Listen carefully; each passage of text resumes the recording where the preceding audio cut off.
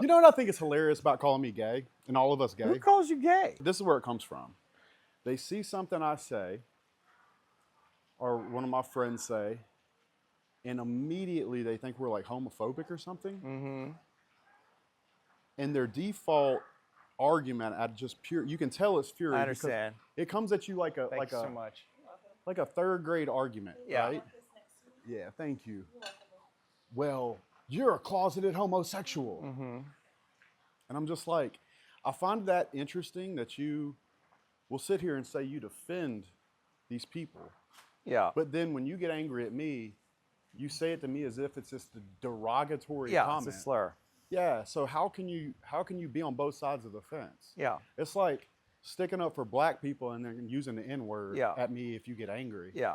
It's like, something's disingenuous about that. Are we rolling? Should we go? Are we live? Okay, cool. This is your interview. Yeah. No, we're good. We could just jump right into it. Well, I guess, I mean, maybe we should start. I'll just tell you a little bit about why I had the impulse to interview you. I saw the movie Inside the Manosphere. I thought it was lame. I guess at best a kind of missed opportunity because I think there's a lot to talk about there. Yeah. You know, with what's going on with men in the world.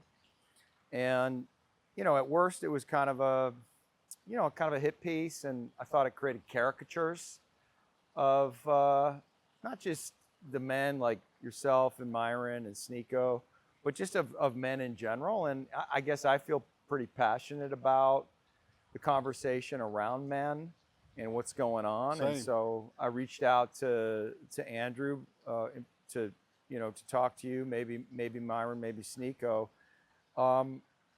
I guess just to show a different side, to kind of look under the hood, probe a little bit deeper, have a more personal conversation, humanize maybe. Not that you need that necessarily, but just to have a different kind of conversation and maybe show a different side to you. Because what I see is, like, I see your goodness. I see what you're trying to do in the world. And I can also see how people can perceive that in a negative way, and it provokes them. And I'm aware of the whole internet culture. You know, we talked a little bit about that, you know, on the phone, where there's you, and this is true for all of us. There's the you that's here at your home, you know, family man. And then there's what we present online. And I guess maybe that's the place to start. How has that been for you? Because you started off in construction, just, I guess, kind of a regular guy. Now you are a internet celebrity featured in a major motion picture. Right. You got a lot of attention coming at you. How's that been for you? I always say my life is so good in real life, I couldn't get upset about anything that somebody says on the internet. And I genuinely, with all my heart, mean it. In regards to the Netflix thing, I knew exactly what Lewis was going to do. Yeah. I watched 3 of his documentaries before I accepted it. And so I had a decision to make. It's like, I know that he's going to in some way, and by the way, I think it's his job. Mm-hmm. And let me just back up a second. I love Louis. I think he's funny. I do too. No, I've watched a lot of his movies. He's great. The other day I messaged Lou on Instagram and I said to him, actually, I will read you what I said to Louis, because I don't want to misword anything, because it's actually quite funny. Yeah. So let me look Louis up real quick.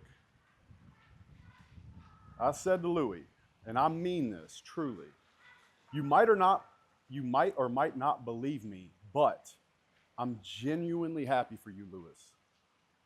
Last I checked, you were number 2 in the world in documentaries. Huge accomplishment. I know how hard you worked to get here. From the bottom of my heart, congrats. Flex bicep, black heart, duh.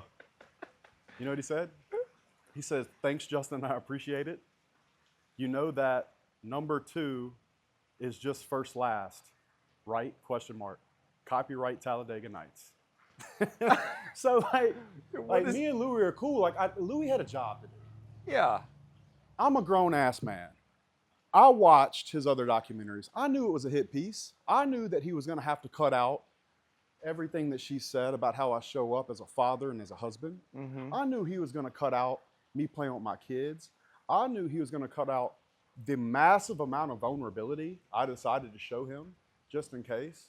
I knew he was going to cut out a 30-minute conversation we had with my father about my childhood standing right here and me taking care of one of my siblings completely, house, car, phone, everything, because I came out of our childhood stronger than she did. Mm-hmm. And for that reason, I feel that for any part of my upbringing that nicked me and is still with me, Yeah. the way for me to have grace with myself is to take care of her and love her regardless. He can't show that. That's not Louis's job. Louis's job is to make me look bad. I knew this. I am a grown up. How am I going to sit here and be mad at Louis when Louis's job is to make me look as bad as possible? Well, he shot with me for 3 days, man. Yeah, I mean, I hear you. I hear you. That is his job on one level. But as somebody who's made documentary films, I would say the job of the documentarian is to try to get to like the deepest level of truth of what's actually happening. I think he failed in that. But I understand. You know, he has his angle. He has an agenda. I think there's something behind Louis, though. What? I think there's a deeper agenda behind Louis in the world that wants to push a narrative to knock any man that's leading young men down in a way where they can put their narrative back in, to feminize him, to weaken him, to make him smaller.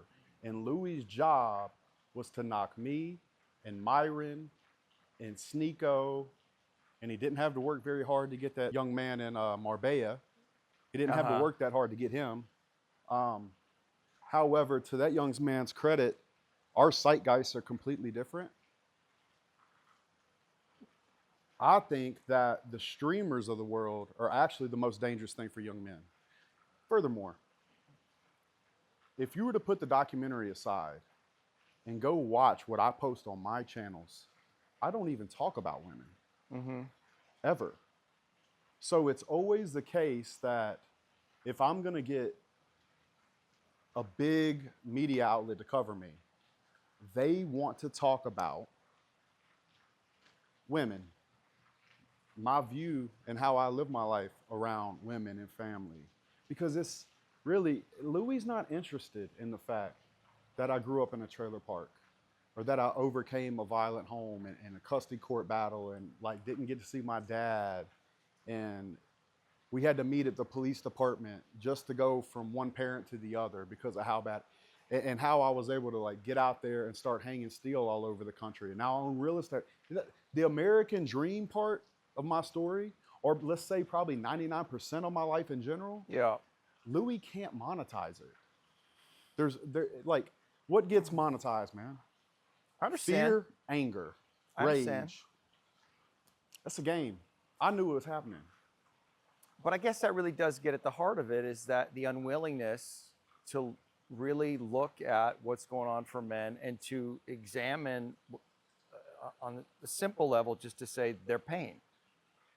Like just to look at their pain, look at what happened to them, and because it's just, I would say that Louis is just perpetuating the very thing, because in a refusal to see you or to show the more vulnerable side of you, he's actually reinforcing the manosphere's narrative that nobody cares about men. Nobody cares about their pain, and that the only way out of it is just to make a lot of money, succeed, have the nice car, like that's the route out. It's generally done in extremes, right? Yeah. Louis, Pierce Morgan. Yeah. And by the way, I was about to rip Pierce. He's lucky.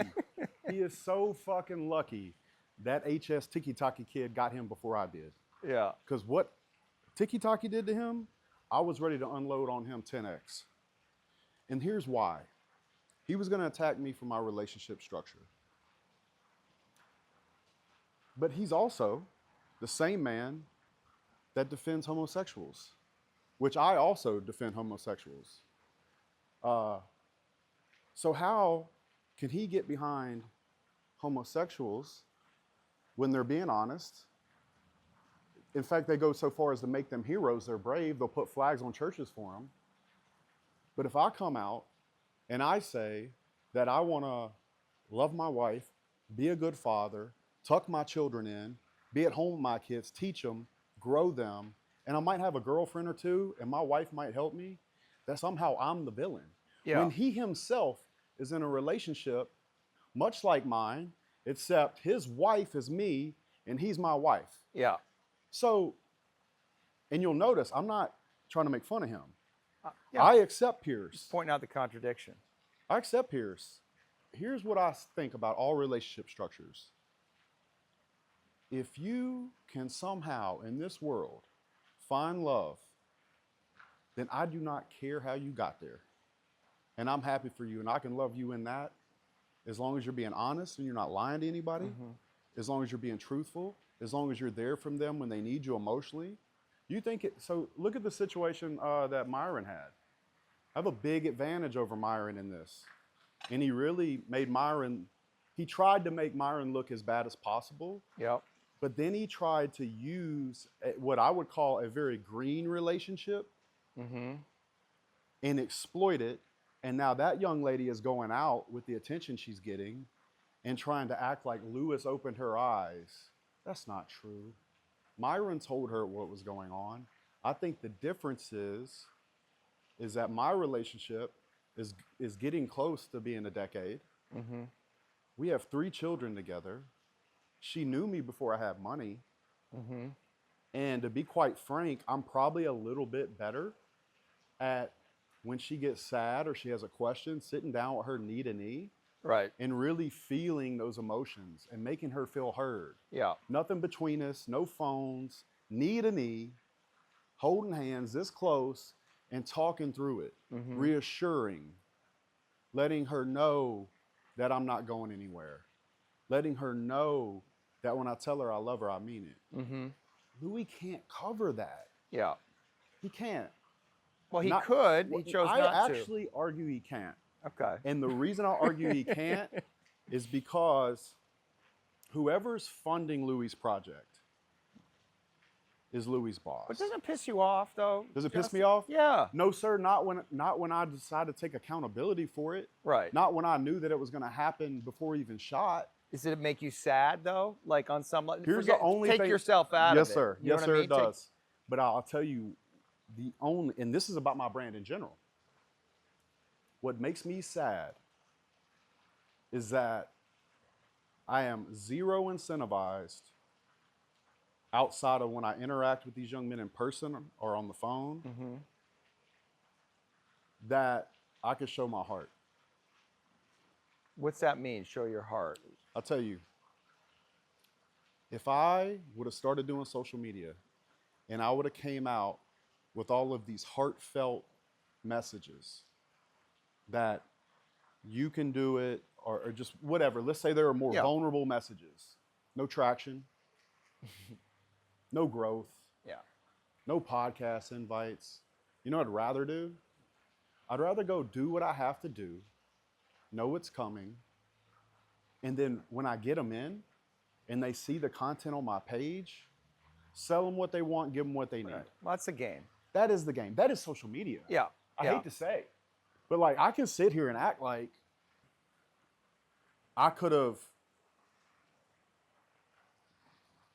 started reading Bible verses to them and shown a bunch of videos of me hugging people. But what I end up having to do is sprinkle it in over the getting in them. I give people this example all the time.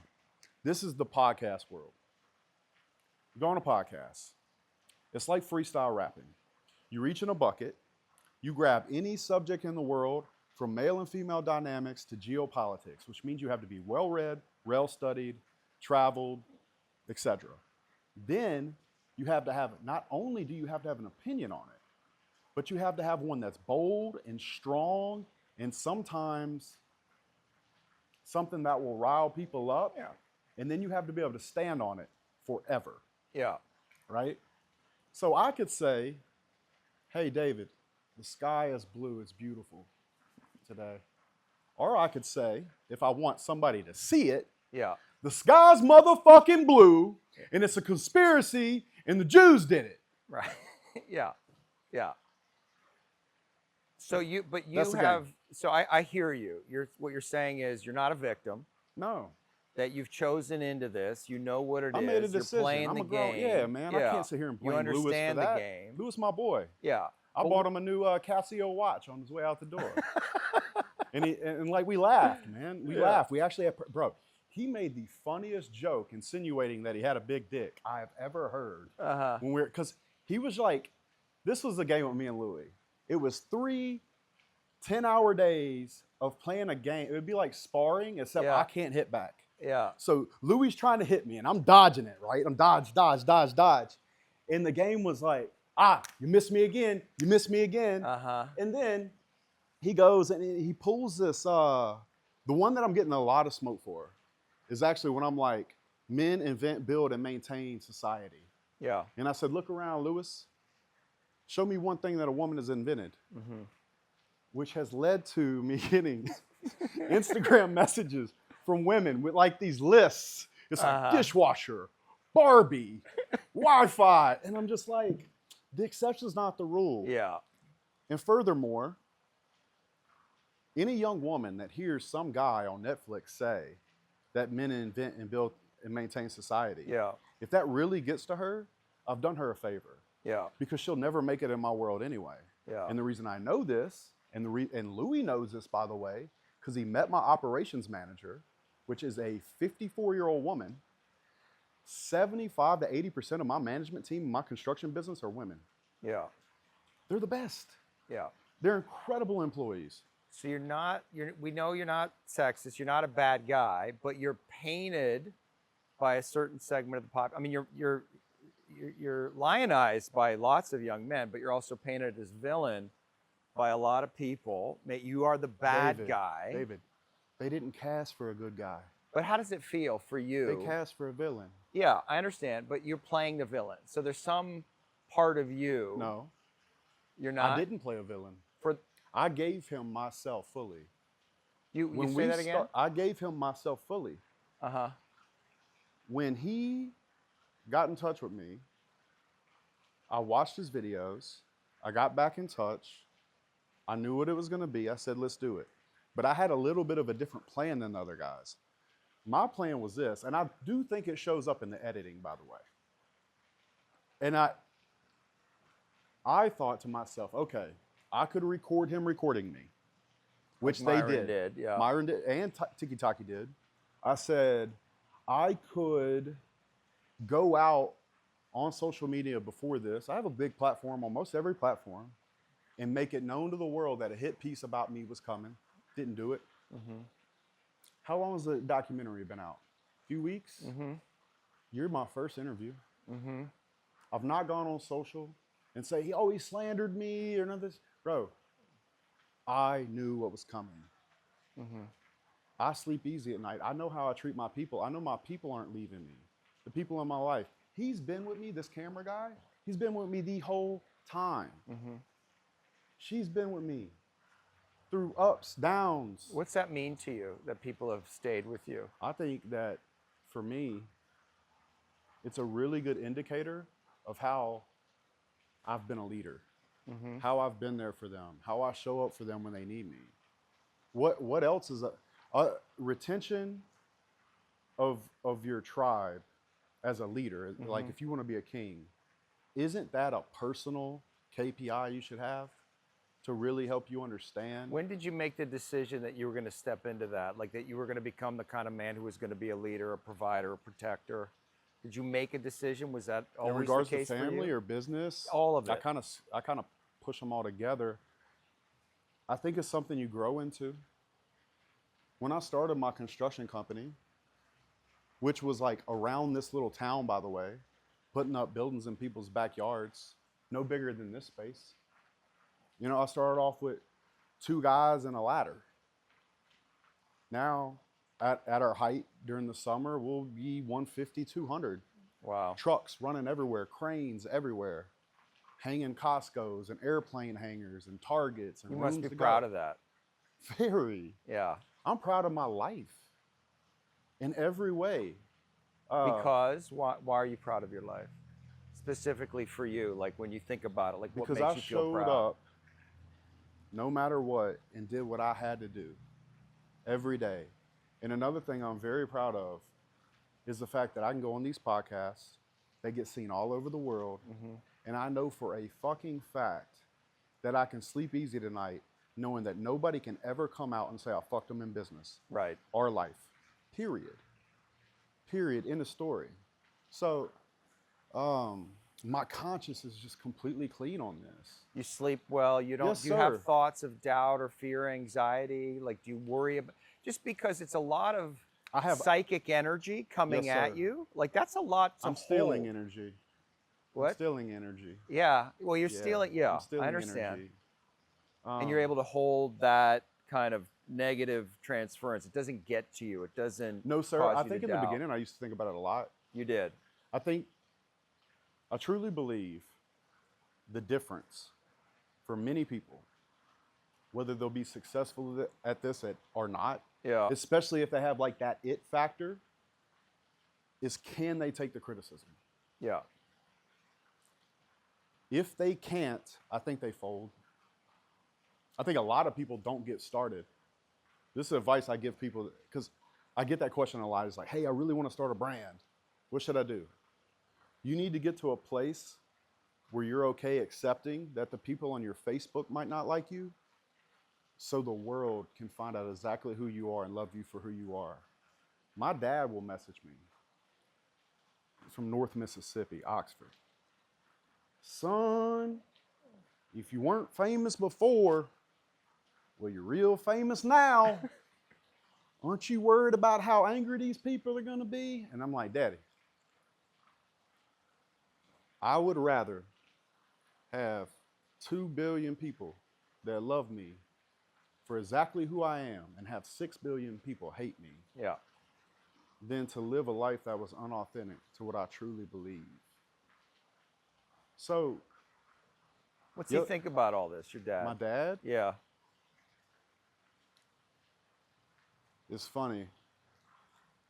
I know he's incredibly proud. Does he tell you? Not directly. Really? Not directly. Nah. We're a lot different. I'm a lot more like my grandfather. Uh-huh. His father, tail gunner in World War II, comes home, builds my grandmother a house with his bare hands in Oxford, Mississippi, on Highway 6 when you're getting ready to turn in to go to Ole Miss. And he started buying farmland all around. And he was farming cotton. And so my dad and my uncle used to help my grandfather farm cotton. And my dad always says of my grandfather that he was just mean and hard and stubborn and he was too intense, basically. Uh-huh. My father thinks that about me. Well, I can see that. Yeah. You're pretty intense. But I had the... Are you stubborn? Are you mean? Can you be mean? Do you have a hard edge to you? I don't really have a mean... Like, I'm way more big-hearted than I am an angry person. But I wouldn't want to be on your bad side. I've been in my fair share of fist fights. Yeah, I can feel that. Like, but not. I've never been the aggressor. Uh-huh. But you're not to be fucked with. I am. Hey, let's not do it. Let's not do it. But if you get in range, I'm gonna fucking drop hands on you. Right. Period. Not because I'm even angry, just because I'm out of options now. Yeah. Like, I don't yell at women. I know a lot of these people probably think, oh, he's a woman beater and he hates, bruh. Watch this. Hey. Do I yell at you? No. I don't need to. What is her complaint? Does she have a complaint? Her Does she have a, like, yeah, He's like nonstop. Like with his work? I could chill out where it's like he doesn't have like an off switch. Yeah. And so you let him know, hey, you need more time, more presence with him, or what is it? I think you do. Uh-huh. Yeah. Our communication is actually really good. But I think like I enjoy the spontaneity. Like he chases like anything that's, you know what I mean? Like Mm-hmm. changing, new, different, juggling a bunch of things at one time. Whereas I'm like not that type of person, but I enjoy sitting back on a bar and like trying to be You know Yeah, what I mean? I understand. Because I do, I mean, obviously being a mom, like, you know, I have other things that I do, but I enjoy being a part of the chaos. She likes standing at a distance while dancing fire. Well, it's exciting. It's exciting. It's fun. It's an adventure. He's, you know. How's that feel, by the way? Like How's what feel? your woman is proud of you. You know what she reminds me of? You ever seen 300? I have. You know that scene? You know how stoic that woman Yeah. is?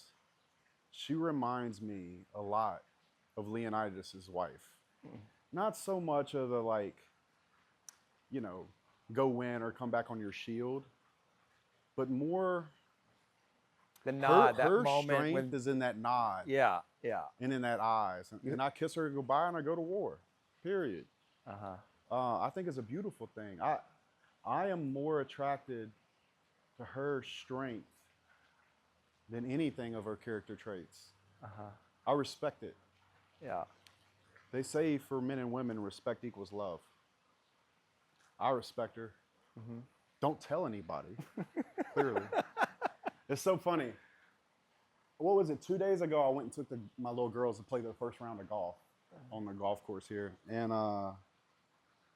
we're pulling out of my buddy's driveway. I was the best man in his wedding. Don't tell anybody I've gone to weddings. And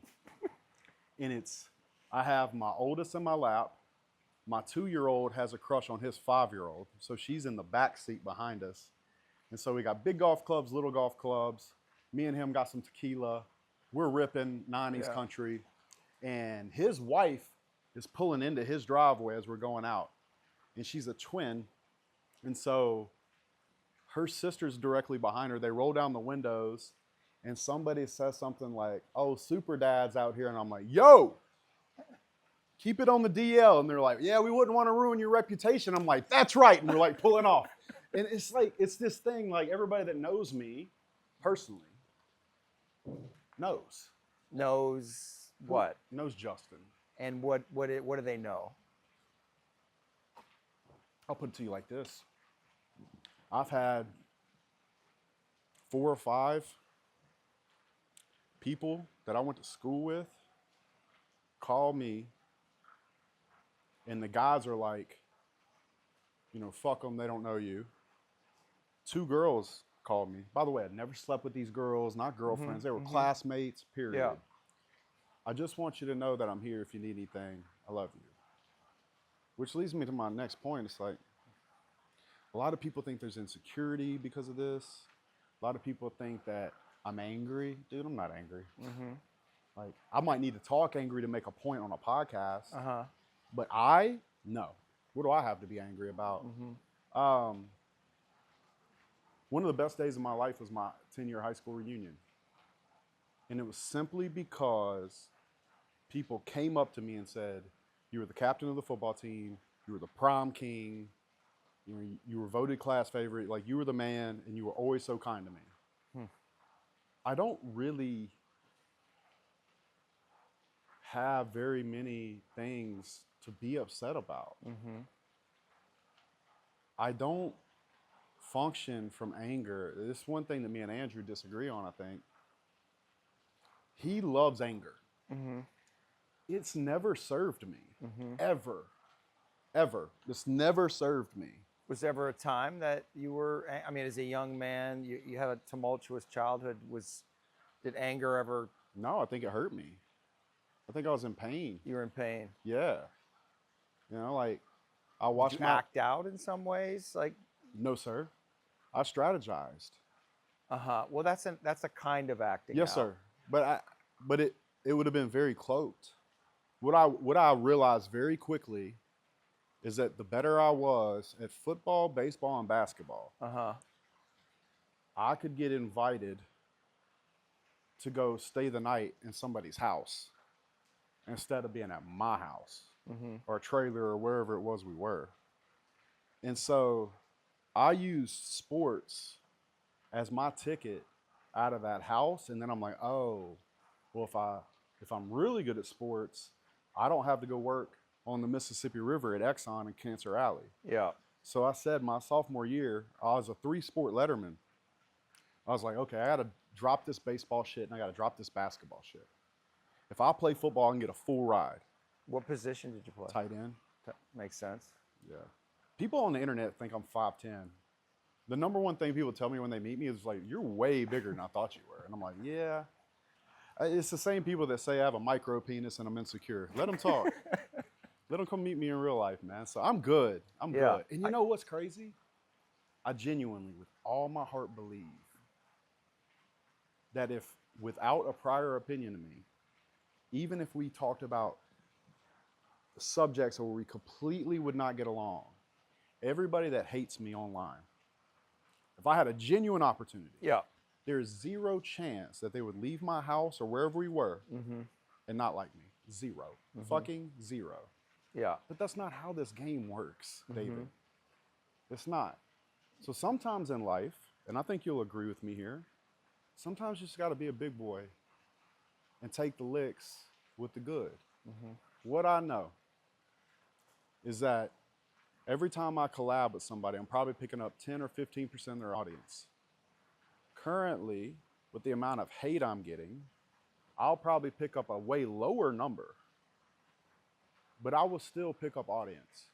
Yeah. And for those young men that follow me, or young women, the goal would be for them to see my actual content, what I actually believe, and grow from that. I can't stop the world from throwing arrows in my back.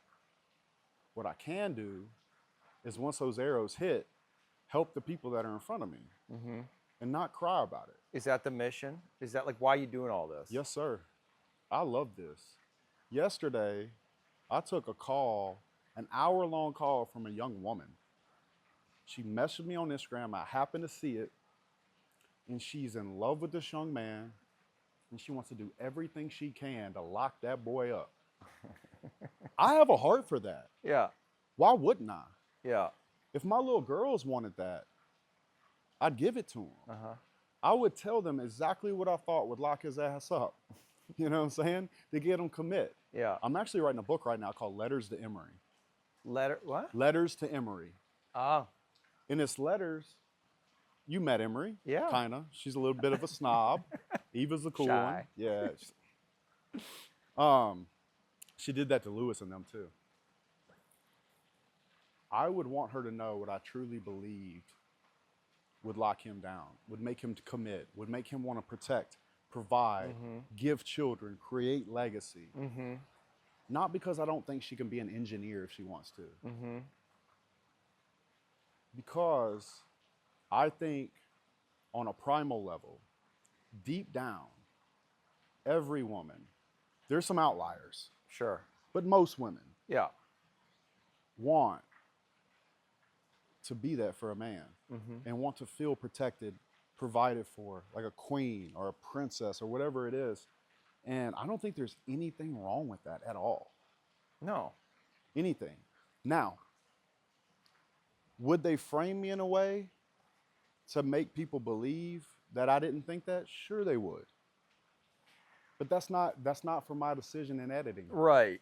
Yeah. Right. So, Well, it gets into this what we were talking about. It's like you have to say things in a controversial kind of way to get the Yes, sir, you attention. do. And so it's easy for people to misinterpret the message. But I guess the idea is those who get it will come, and then you can give a more like you just did, a more nuanced message, a more grounded message, a more I guess holistic idea of what it is you're talking about, that it's not antagonistic. not on purpose. Not on purpose. Yeah. Not on purpose, yes. They don't.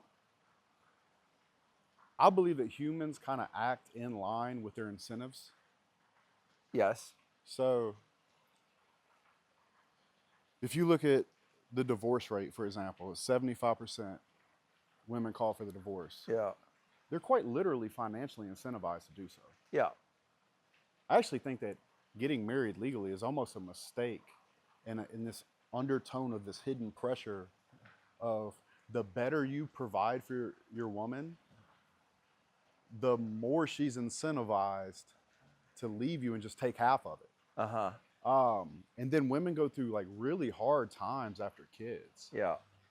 and I've seen this up close, and they'll never post this. He could have posted this. I've said on record that being a mother is not only one of the hardest jobs in the world, truly physically, emotionally, spiritually, everything, but also one of the most unseen important jobs in the world.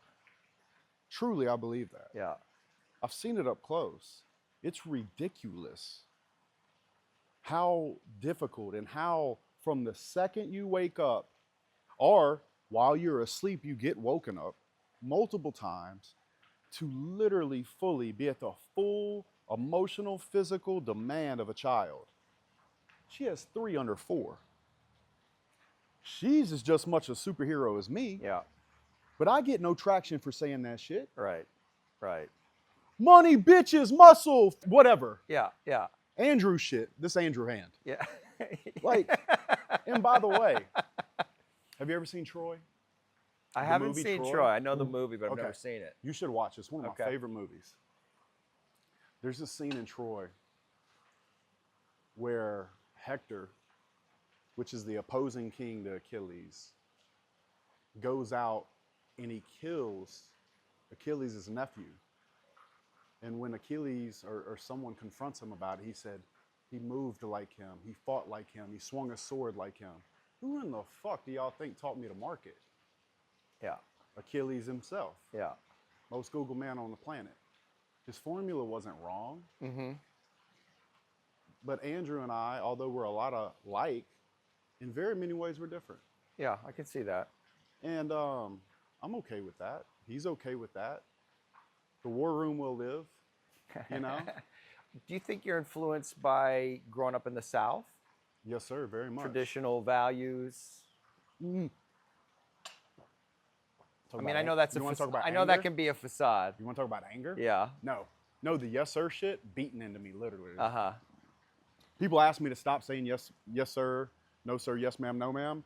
And I'll do it after and then have to apologize. I'm like, listen, I'm not trying to be cute here. I'm Southern. If you can't hear it, it was beat into me. I will try to stop. Yeah. Let me tell you where probably the key of my anger is, and maybe, since you're a psychologist, the deeper reason I did the Netflix doc. Mm-hmm. Growing up in the South, you're 6 years old. Somebody's telling you you're going to go to hell. Fire and brimstone. Worse than that, you're 12, you're 13 years old. You start to think you like girls. Definitely going to hell for that. Right. If you like them too much. For me, you know how they say some people like are born like homosexual? Like you see a little kid and you're like, that kid is clearly gay. I get it. Cool. I actually believe that. Yeah. I don't don't care. For me, I would say probably in high school, I realized that monogamy was something that I was really going to struggle with. Keeping it 100, man. Yeah, I had yeah. a beautiful girlfriend. Right. Beautiful. And we never fought. There was never a sex issue. Right. Nothing. I just wanted to get in that cheerleading squad right Yeah. quick. Like, seriously, man. Like, that's it, and it's complete truth. And it was actually really pure. Mm-hmm. It was a very pure thing, but I don't think I understood it fully until I had it happen to me again. Because I broke up with that girl because I didn't want to be a bad person. Uh-huh. And I got my heart broke over it. So I go to college, still the man, walking across campus. That's where Jay Waller come from. Uh-huh. I'd walk in the locker room. Now I'm playing football, not baseball. So I'm with the African-American crowd here. Yeah. My boys. Yeah. Love those motherfuckers, man. I'd walk in the locker room and they'd be like, Jay Wall, get me on them white girls, G. And I'm like, bro, I got you, bro. They would take me to, you know what Q-Dogs are? No. The ones that bark and stomp and they have the brands. Mean sons of bitches. They would take me to their Q-Dog parties and drink the purple shit, the syrup. And I'd be in that motherfucker with a polo hat on and a 5950, and I was just in heaven. Trying to invite white girls. So, Well, you must have had a lot of attention from women too. I did. Yeah. Which- so women are which- coming. which It's was a not that you're grab. necessarily chasing. I've never You're a chased big women. guy. You're good looking. I've You always got an said aura. Women are coming at You you. have to absorb them. So I'm dating this girl. She's Miss ULM. She wins Miss Louisiana. She's getting ready for Miss America. Yeah. That soccer team, the cheerleading squad, the other athletes that are in the building, the girl teams, you know. And it was just torture. I didn't enjoy it. We didn't fight. There was no arguments. She was actually the daughter of a Methodist preacher. And she was the most talented human being probably I've ever met. Could play piano and sing like nothing you've ever seen in your life. Very talented human being. Her dad was white. Her mom was from Calcutta. So she had this beautiful, she was exotic, especially for Louisiana. Yeah. She was exotic. Olive skin, perfect build. She was a flawless woman. Really, she was. But as hard as I prayed, and I did, because I went to church with her every Sunday, I would go to God and I'd be like, please don't let me do this. I love her. And a lot of people call me weak, and they'll say this and they'll say that. But I just came to the point that I had to do it. And then when I went into my 20s, I still thought I was broken. Broken? Broken. I thought something was wrong with me. Because you wanted to be with lots of women. Because I wanted the women. I swear to God, I thought about writing a book called Coming Out of the Closet, Straight as Fuck. Yeah. Because in the South, if you say this, you would be better off saying you were gay. But everyone's doing it. Oh, Aren't of course they? they are. Oh, dude, listen. Think about it. Theo Vaughn he grew up an hour from here. Okay. I grew up here. He grew up over there. Everybody loves Theo because he's talented and he's funny. I could be a lot of those things. Maybe not as funny, maybe not as talented. I don't need that. I don't need to say that. Yeah. Theo Vaughn has more than one woman in his rotation. What's the other one? Modern Wisdom, Chris Williamson, that handsome son of a bitch. Yeah. He's my age. He's not married. You think he's sleeping with one woman? What I can't deal with and what will make me absolutely angry is hypocrisy. Right. And so if you talk about anger, I was in my 20s, and I remember I did this twice. I went to go see a psychiatrist to get him to fix me. You did? Yes, sir. I did. Because you felt Because this I genuinely thought it was me. I was the problem. Something's wrong with me. You had some problem. You couldn't stop yourself. You couldn't stop thinking about it. Yeah, I couldn't stop thinking about it. I didn't want to do it. I You didn't want to do it. It makes me happy. Like I like it. I like it. It's like the Lila Rose lady. She's like, well, you're disciplined here and here and here. Why can't you be disciplined? I'm like, whoa. It's not about discipline. I like it. For example, let's say me and you were eating dinner. Somebody throws a pepperoni pizza down on the table, and I start eating it. Yeah. And you go, you're cheating on your diet. And I'm like, look at my six pack. I like fucking pizza. Right. I fast. So now I have this. So I just got to the point in my life. I went and saw those two therapists. One was a woman, one was a man. I did one session with them, and I said, this isn't for me. Right. I'm not saying therapy's bullshit. Yeah. It wasn't for me. Why? What happened? Well, with a woman, I just felt like the whole time I'm telling her what I think about it, I'm like, she must fucking hate me right now. You know what I mean? Like, She's judging you. or at the least her wiring also being from the South, because it was here in Baton Rouge. In my mind, there was no way she could ever accept me. Does that make sense? And I felt that way towards society. I grew up in the Bible Belt. I understand. Yeah. Being told since 6 years old or before, you'll go to hell for this. And you will burn eternally in fire and brimstone. And so what started to happen was the more that I really looked at the world, truly. Yeah. And I see things like every rock star, athlete, politician. Why is it that the most powerful man in the world at the time, Bill Clinton, Sure. will risk everything Yeah. for a fucking blowjob. Right. Why? Look at it now. Why would the most powerful men in all of time be willing to go to Epstein Island? I'll tell you why. Because they're bitches and pussies. Because they're scared of their fucking wife. Right. Right. They're scared of the Karens coming on the internet saying they're a piece of shit. So what you find, you just accepted this I as part of accepted it. yourself. You rejected the religious dogma, and then you made a Well, decision that you were going to live I'm going to this live way, by truth, Uh-huh. and I'm going to tell everybody exactly including what the I- women you were dating, ev- including You know what's crazy about that? Maybe because now I tell, first of all, every woman already knows. yeah, Secondly, you'd be shocked. Maybe 1 in 100 leave over it. Maybe. uh-huh, I can't even think of one. yeah.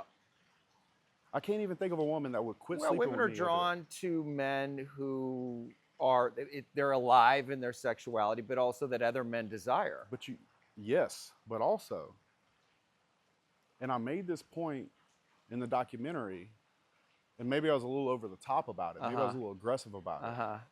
And I'll tell you, remind me to tell you why I did the documentary after this. You're sitting at dinner with a woman. By the way, my wife is what, 15 feet away? Mm-hmm. I love you. Let's say you're sitting down with a woman. At least by the second date, at least, if not the first one now, because too many people know, she'll lean in and she'll have this smirk on her face like, I got him. Uh-huh. Like this gotcha moment. Because she'll be like, well, tell me about your wife and kids. And she is used to, when she catches a man doing this, whether it was a boyfriend or ex-husband or whatever it was in her life, crawfishing. Yeah. I completely lean into it. What about it? I will never fucking leave her. Right. You can come or go. Right. Or you could meet her yourself. I'd love that. Please come over and have some wine with me and my wife. You know what I mean? Happy to do it. But it's in that moment that they realize that you're not backtracking that I actually think you hook them. Yeah. I really believe it. I believe that. And Well, you're being unapologetic, which is a turn on. right, especially on something that every man in her life ever, when she's brought that up, has ran from. How that makes me a villain, I'm not sure. Well, I guess you must. Do you still carry some of that shame that was put on you? No, sir, I wouldn't say it's shame. I would say probably anger. Yeah. Okay. Because Wh- here's why my do thing. why are you angry? Because I'll tell because you. I'll tell you because they're hypocrites. I'll tell you why. they're hypocrites. Yeah. I'll tell you why. These guys in the man buns and fucking leading Wednesday night worship service so they can go ahead and hit on the younger chicks Yeah. and shit, Yeah. which I've seen, by the way. The same guys that would look at their wife and say, that Justin guy's a piece of shit, Yeah. let their wife go to the grocery store and beat off to an OnlyFans girl they think they have a relationship with. Yeah. I want to say 75% of Christian men have admitted to watching pornography. But that makes you mad. Why? It makes me mad because their sin is no better than mine. In fact, their sin is done in cowardice while trying to make me look. It makes Right. me mad because they use... They're judging you. No, worse. Worse. They use men like me as their mating strategy. Uh-huh. Yes, I I understand. would never be like him. Right. Oh, but the truth of the matter is, my friend, you can't. And there's a huge difference between loyalty and your inability to get women the way I do. Huge difference. Now, you can sit here and act like that's not the case. You know how many husbands and wives watch that podcast and the wife paused it or asked him later, if I would bring hot 20-something-year-old women home, would you want to do it? And he sat there like a coward bitch and said no, when really in his heart he really would. Of course, yeah. And he would want, well, baby, if that's what you really wanted, bro, he's a fucking bitch. Uh-huh. Whereas me, But I'm crucified for just saying the truth. yeah, so but that's crucified. Like that's a strong word. But And so it touches something, right? Like it touches something in you. Yes, sir. And it I guess does. I'm It does. You know what it is? It's because I know how much I love people. so you get missed. I get missed, and Like that you bothers people, me. yeah, that so they're like, let's just hang out there for a Yeah, let's second. do it. You might help me. Yeah, yeah. Because something about your goodness is not seen. It all gets wiped away over It all 1%. gets wiped away, and that makes you It angry. pisses me off, And yeah. maybe underneath that, it's actually Painful, maybe. painful Yeah, of course. to not be seen. And I guess that's why I'm here, right? Like, I'm glad you came. because First podcast at my house. thank you for having me. Happy to Because have you. it's like that's what gets missed, right? And Yeah. in part because that's men aren't necessarily showing it, and that's why I think it's important for people to see, like even for guys like you, Well, even men for are guys like incentivized not Andrew, to. you We're guys carry incentivized pain. not to. We all carry pain. Yeah, We're all imperfect. yeah, We're incentivized not to show it because because that's how it works. it could be different. How so?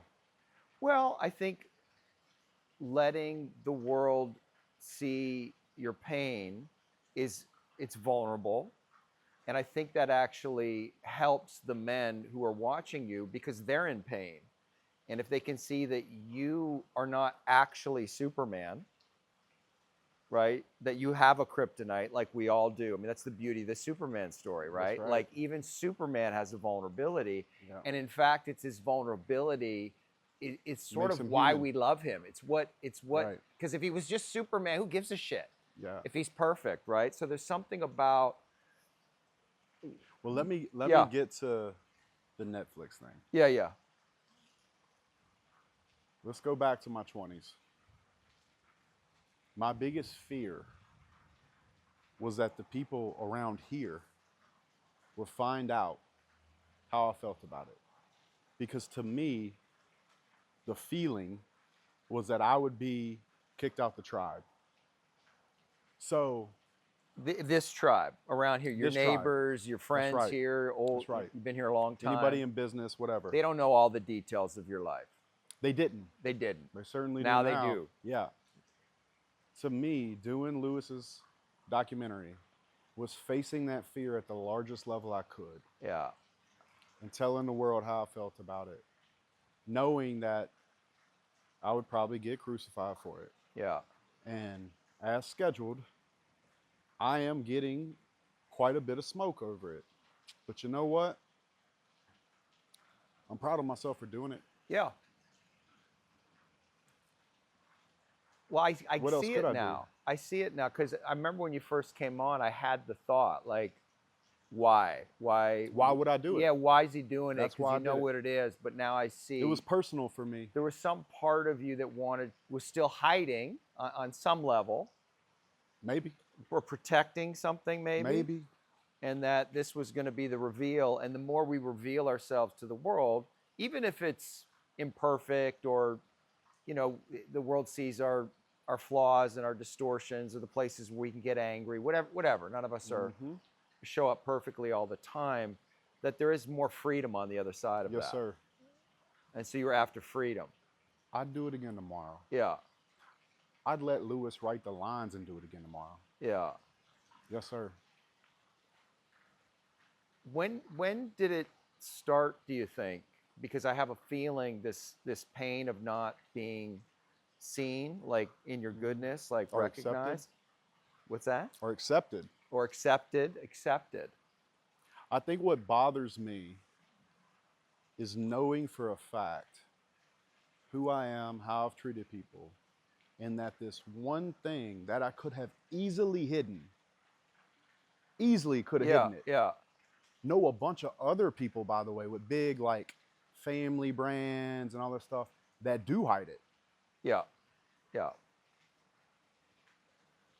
Do you think That everything good I do for the world is thrown out, the baby's out with the bathwater, over what? Me telling the truth? right? And that's painful. When if I would have been homosexual, not only would they not dare attack me for I it, understand.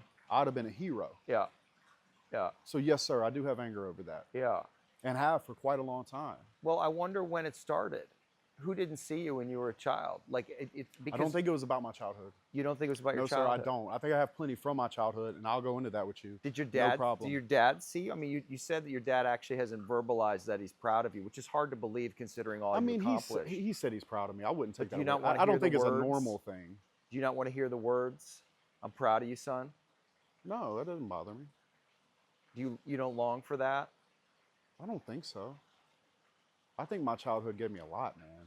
What about your mother? What was she like? What was the dynamic there? You Do you really not know? no. Okay. So my mother, teenage mom, 19 years old. But my mother has a sickness in her.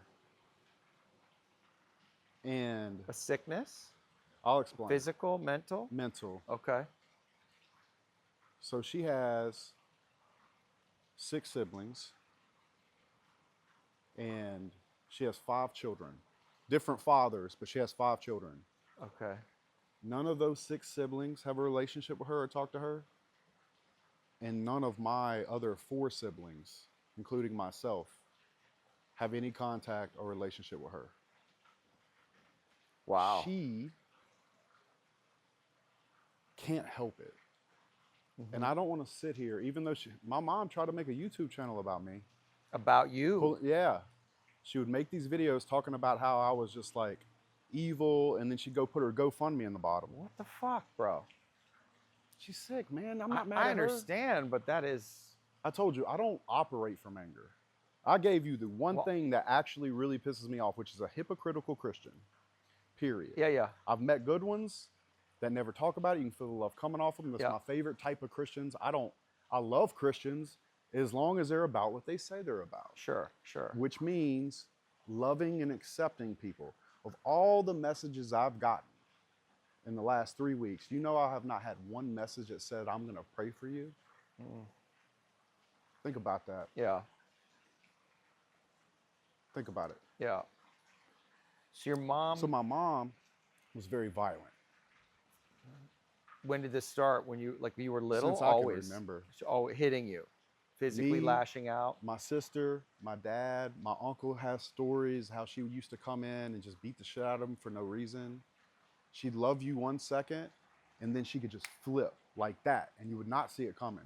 So you think you're good with her, and then all of a sudden she busts in the room. She was one of those mothers. In fact, there was a video that came out recently. It's the closest thing I've ever seen to my mother in someone else. It's a video, this woman beating her child. And she's yelling at him with the same fury. And he's crying so much that he goes mute. That was my mother. And I fucking told you, with a belt or whatever she could find. And again, And you're just a little boy. oh yeah. Little boy. I watched my stepdad beat my dad up in front of us on Christmas. And in my mind, while I'm telling you, I can still see my dad laying in the front yard. Because she sued him so many times that, and he was already broke. We were living in this little shack. It was $50 a month in Rayville, Louisiana. A little place called Cotton Gin Loop. It's an old cotton gin. We were in the middle of a bunch of cotton fields. And he couldn't keep up with the child support, so she brought us over there just to tell him to write a check or we're leaving. He reached in to get us, and I see coming over my dad's shoulder, my stepdad. Pulls him out, starts kicking him on the ground. Wow. He never saw it coming. She accused him of sexually molesting us. We went to custody court 12 times. The judge said, if you guys come in here again, I'm putting these kids in a foster home. Wow. Louis ain't trying to hear that story. What Louis wants is to make his daddy, BBC, happy. You know, I shouldn't have said that. I actually am not mad at Louis. Louis did what he had to do for his family. I'm mad at Louis. You can be mad at Louis if you want. I'm not holding that hate in my heart. Oh, I feel you. Because you know and I know that holding that hate is heavy. Yeah. Well, I'm not holding hate. I'm just. But you know. understand what I'm saying. Yeah. If I saw him, I'd say, hey, man, Yeah. why not? Why not show that? Like, why not show the He humanity? could have easily done it. He could have easily done it. And it would have been a more interesting documentary. I don't think so. I think he got exactly what he wanted. Yeah. Well, I agree with And in that. all fairness to Louis, fair play. Mm-hmm. Fair play. Well, So you grew up in an environment that was violent and chaotic and unstable, and that had to impact you. It did. I think it did. How do you think it impacted you? Well, there's really, really good ways, and then I think there's some bad ways. I was diagnosed with ADHD at 6. Makes sense. But she needed all of us to have some kind of sickness. Her mother was sick. What was the message you received from her? Like, how did you? This is how I take it now looking back. Because when you're a kid, you actually don't know. Yeah, you don't know anything. Right? Retrospectively, she needed all of us to have something wrong with us. So there was some level of either control or attention she would get through solving it. I gotcha. Okay. That on its own would have been like, my mom shouldn't have done that, but I can still have a relationship. It was the fact that everybody was always out to get her, and she was always just very vengeance, war-driven. Somebody had done her wrong, and she had to make it right, and she was going to sue him. She sued my little sister for custody of my nephew when they didn't even have a relationship. Wow. It's just, I don't think she can help it. She's crazy. Yeah. She's like maybe bipolar. Yeah. And so it's like, people think I hate my mom. No, I don't. I would love to have a mother. Yeah. It just wasn't in the cards for me this go round. So you didn't really have a mother, not a loving mother who was she attentive wasn't to you. capable, man. And I don't, like, whatever's going on with her, I can't blame her, because let me tell you what she gave me. At a very early age, I realized, remember how I talked about if I'm good at sports, I can go stay the night somewhere else? Yeah. At a very early age, I realized that I had to be independent. Not having a safety net of knowing that there was a home I could go back to meant that if I could just perform and think for myself and make things happen on my own, that I could control my life. At no point in my adult life have I thought I should call my parents for advice or help. Yeah. As sad as that might sound, I feel like I'm one of the most, I wouldn't trade it for anything. What made you self-reliant? Yes, sir. I can relate to that. That was my story. And it's like, okay, well, here are my options. Option 1, I could be sad about what happened. Option 2, I can say my mother gave me the greatest gift I was ever given. Yeah. And my father would be the greatest example of what not to do with a woman. My father married my mother twice. She cheated on him. He divorced her. He married her again, and she cheated on him again with people at church, mind you. So, why would I, with the life I've created based off of what happened, want to hold any hate in my heart for her? Yeah.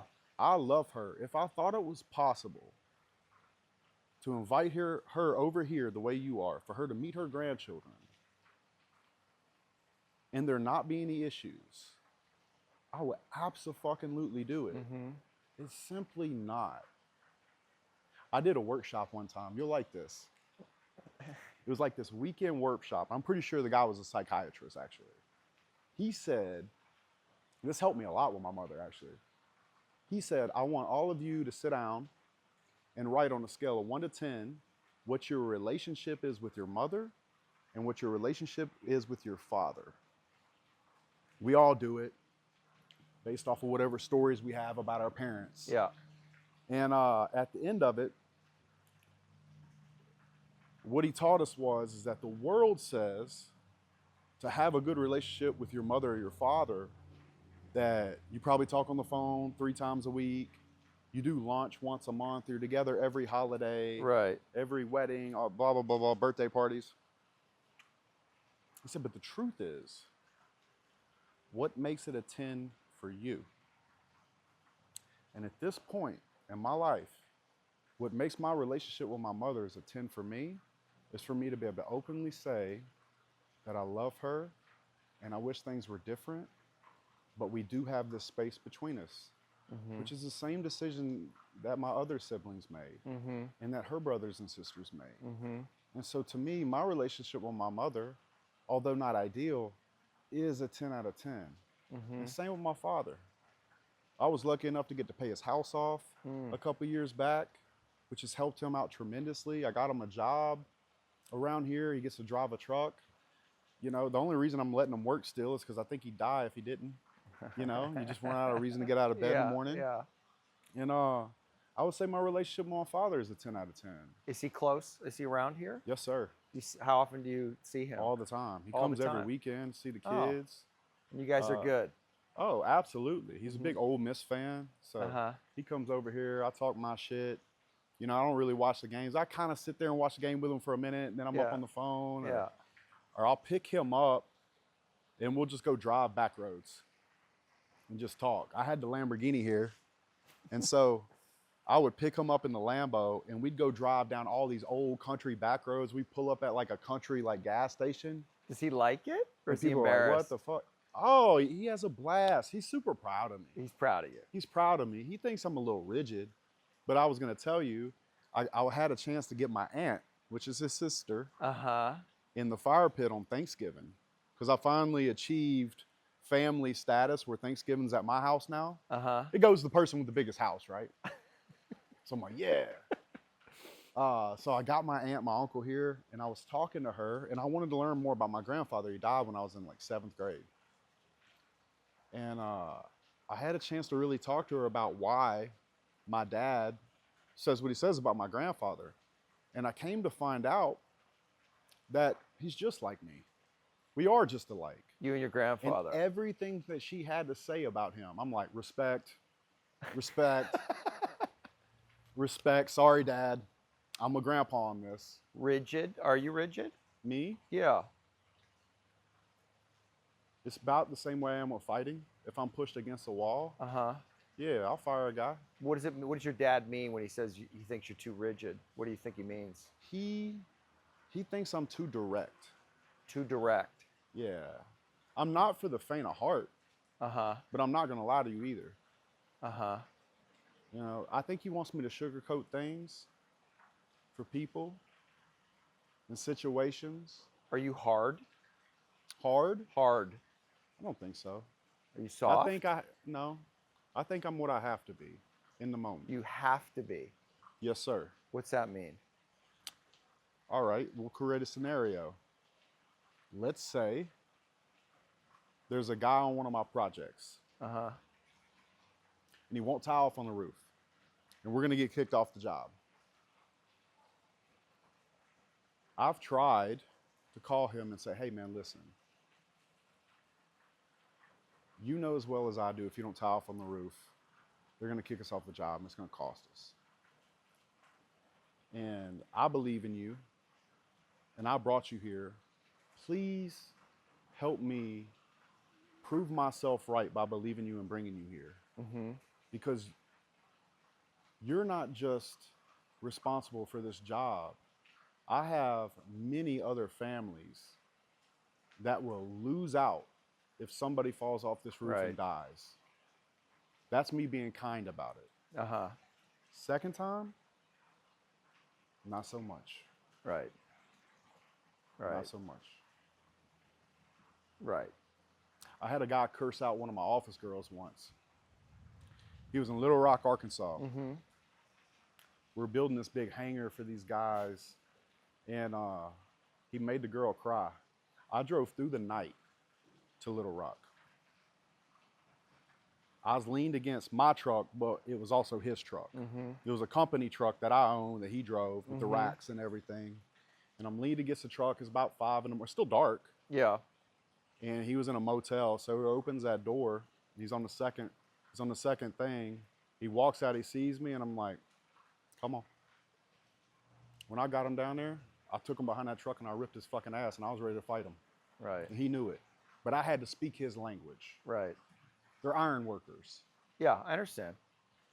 So he packed his shit. Yeah. I took him to the airport and I dropped his ass off, and I just brought another crew in. But I was ready to go. Yeah. It's not because I need the ego boost. I know I can fire the guy. I get nothing from that. Are you controlling? Controlling? Are you like No. Because I guess the reason I asked, not that I'm picking up on, No, I don't please, mean please. like negative, Please ask like me. oh I have you're nothing to overly hide, man. controlling, but I guess the thought is if you have a chaotic childhood, right, and in some way you made the determination you're on your own, which is its own data point, Right. right, and I'm curious about that, right, because there is a self-reliance that we develop when we realize we're on our own, that our mom and dad can't help us, but also that can lead to maybe a lack of trust. In my leadership, I'm very autonomous. Do you trust people? Yes. But let's talk about that trust. Yeah. I'm a trust but verify person. Yeah, okay. I'll spot check it. Let's just say with my guys, if I'm like, hey, I want to move to this geofencing software. I think it'll save us hundreds of thousands a year, which means your end of year bonus will be better. Yeah. And it's geofence to the job site. Mm-hmm. And he says, well, don't you trust me? I say, my friend, I trusted you when I put you in my truck with my logo to go work for my client and represent me. Right. That's trust. Mm-hmm. Me verifying and trying to increase the profit of that trust, which, by the way, will benefit you, Mm-hmm. is not controlling. Mm-hmm. Yeah, no. It's me running my business. Right. I trust you with my men, my equipment, my client, and my money. Can you let down? Let down, what do you mean? Like, can you just like let down, like let go of, Yeah. you can relax? Yes. Because that was sort of what your wife, I think, your woman, Yeah, mine is my wife. was implying, right? That there's a way you're always, and I guess, You know what I always is say? there a way that you can actually let yourself relax, let down, let things be? Yeah. How long? It's a fair question. It's a fair question, Yeah, bro. yeah. Because that's the difference between Yeah. like getting back up and going to work and being a grown up Yeah. and being a bum. Yeah. Like, because if you leave that let down button on too long. Yeah. I understand. So how Yeah. long, cowboy? Well, forever. Like, what about this? Have you ever read this book by Michael Singer? What is it? It's called The Surrender Experiment. This book No. had a huge impact on me. And Did it? I've been trying to live my life Okay. this way for a long time, which is you let go of control of your life and you let things come, and then you say yes as they come. And so you have to, in some way, give up your preferences, which on the surface sounds like, well, why would you do that? Like you're passive. But the idea is that your plan for your life is always going to be less interesting and powerful than God's plan. So the idea of surrendering is you're giving over to God's plan and you're letting life kind of move through you and you're following it as opposed to trying to generate I have a couple things to say about that. But you hear what I'm saying though, right? Yes, sir. Yeah. Again, I'm from the Bible Belt. Yeah. So I've noticed over time, especially in a religious area, many people simply just quit and say they gave it to God. Yeah, for sure. And so to me, it's a bit of a trigger point Yeah. where I'm like, actually, I think God wants you to get up and work your ass off. That's what I think. Now, in regards to letting go, spending time with family, with friends, my wife, my children, my people, all the time. All the time. All the time. When I come to Louisiana, and I'm here probably 75% of the time, unless I got to go do a podcast tour or I got to fly out to a property I'm buying or there's a big project going on with construction, I don't leave this house, man. I'll leave this house maybe to make some phone calls and just like get out a little bit. You do your work from here. I work from here. Yeah. And the reason I do that is because I work in these blocks of time and then I'll take out 20, 30, 40 minutes and just play with those little girls. Right. In the documentary, I said I don't change diapers. I fucking meant it. I can count on one hand how many diapers I've changed. And I actually did it maybe a week ago. I changed Emery's diaper. Fucking don't tell anybody. Edit this. But Jones had kept Kristen up through the night. Yeah. And I was walking out. I was about to go do a cold plunge. And I like to take a drive every morning just to be quiet in my thoughts and play chess in my mind. And Emery comes through that little passage right there. And she was kind of sad. You know, she was kind of whimpering. She wanted her diaper changed. Yeah. I kneeled down and said, what's wrong? And she's like, I need mommy to change my diaper. I said, mommy is trying to get some sleep, baby. And I went and changed Emery's diaper. Yeah. And again, just like the women don't invent or build anything, I said to Lewis that I don't change diapers because I wanted to be clear, like the exception is not the rule, especially when you're talking, you speak in absolutes Yeah. on podcasts and on these things. So I changed her diaper. Yeah. Are you? But I say all that to say this. Yeah. I don't change diapers and I really don't do bath time, but I do a hell of a nighttime story. A hell of a nighttime story Yeah. where I'll take a Disney movie Yeah. and I'll like wrap it around geopolitics and like I'm talking shit to my Yeah. kids. Kristen's laughing in the rocking chair behind me. But I play with them roughhouse and story time Yeah. and shoulder rides. You give your and kids golf. lots of attention, which is what they want. from their dad. 1,000%, man. Yeah. 2 or 3 times a day, I'll go whisper in their ear, you're the most beautiful girl in the world and daddy loves you no matter what. Right. There's nothing you can ever do. Let me just clear this right now. Let's say those little girls want to do OnlyFans. Mm-hmm. Let's say Jones is gay. I completely disagree with the stance of disowning them. This is how I want a father. I want to teach my children the truth of the world, what it really, really is. Not what the history books and not what pop culture wants them to believe. Then I want to give them the competencies to create choice in their life. Mm-hmm. If my little girl came to me with that, first and foremost, I would have felt like I failed her at creating those competencies because she had to use that as an avenue. Mm-hmm. One. Yeah. But that aside, I'd say, okay, baby, obviously you know that I'm not for this, Mm-hmm. but I'll love you through it. And this is how I know to love you through it. These are the challenges that I think you're going to face Yeah. by doing this. I think your likelihood of having a certain type of man put you in that number one spot and build a legacy around you massively reduces. Mm-hmm. If you're gonna do it, also these are the statistics on how many girls do it versus how many girls actually make any money. Yeah. There's a trade-off there. Yep. And if you do get to money, then I advise you manage it like this, because I'm not leaving you. I'm your father. You wouldn't stop them. No. You can't stop them anyway. Yeah. No, I She's understand. an adult. She I doesn't even live with understand. you anymore. Yeah. Maybe I could put it in the, and I probably would do this.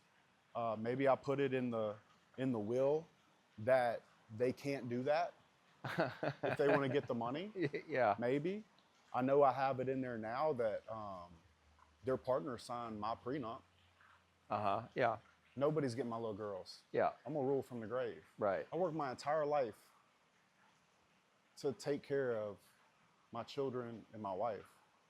And I tell young men all the time, it's like, you have to do the work today to be ready for the opportunities that are coming later. Mm-hmm. Whether that's shaking the hand of a guy that can, help you expand your career, or whether it's working for the family that you don't have yet, but is coming. Right. Either way, you have to get ready now. Yeah. So It's kind of a progressive attitude there that you're saying that even if your girls. nobody fucking asked me. What do you mean? Nobody asked me what I think on subjects where I could ever be progressive or kind or vulnerable. Right. People don't want that from me. I can sit here and be a little bitch about it and cry. But that's a belief that you have that I'm not sure is true. People don't want that from you? Wait, what do you mean? I gave Lewis plenty of that, my friend. Right. He saw me play with my kids. Right. He saw my wife say that I show up. I've never let her down. So this is the play. This is the trigger. This is Yeah, the bro. yeah. So just no, for sure. And with good reason, my friend. No, I absolutely. But I just want to name it because it's important. There is a belief that people don't want that from you. I want that from you. You're the first interview that I've ever done where it seems somebody wants to really deeply know me. Yeah, I do. Versus, what can we do and ask to get Justin to go on a Tate hand rant? Yeah, yeah, Shout out to my boy. yeah, And get clicks. yeah. Humans move by incentivizing. Uh-huh. They're not incentivized to see my heart, man. And I'm not incentivized to show it to them. I hear, I wish I were. I hear, yeah. I wish I were. But you could. I'd love that. You could do that. I'd love that, but you know, there's a risk with that. There is a risk with it that. looks like I switched up. I don't think so. I don't think you have to give up anything to show your heart.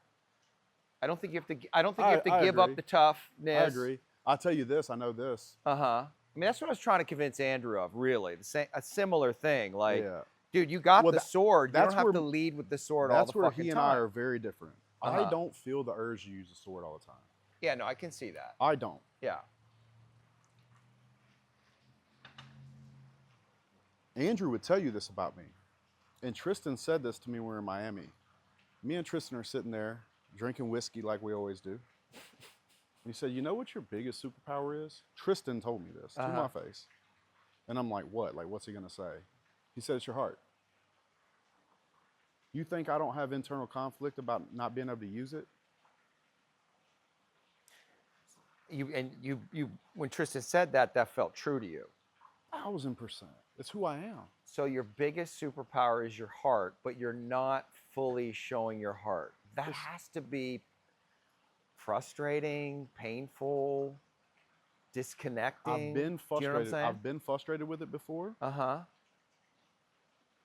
But then when you look at it objectively, it's like, okay, I could go do a podcast and just be sweet as pie, they might say in the South. Bless their heart. There's no traction to it. There's no views. Now, if I really want to help them, if I really want to help a young man, Yeah. I'll say the sky is motherfucking blue. Yeah, I understand. He follows me. Yeah. Now, when you get home tonight, look at my content. Yeah. Look at me just right there. I know there's a clip of me on there of me going and getting these guys a bunch of gift cards that were doing the garden in the front of the neighborhood. The best part of my car is letting little kids get in it. Yeah. Me giving the guy that was washing windows money. Me buying all these construction guys lunch. Me using my platform to say that the men that build this world, the blue collar guys, need love. Yes. I'm using my platform Yeah. to say that. Yeah. Now, You're doing good in the world. I'm trying Yeah. the very best way I know how. But when faced with an opportunity to go on the biggest platform pretty much in the world, which is Netflix, Yeah. all I can do is what I did. And that's what I was counting on. I'm going to show Lewis exactly who I am. He can edit it how he wants. But it's interesting. You did, in fact, when Louis was here, Louis, you did show your heart. I did. And he didn't He has it. put it in the movie. He has it.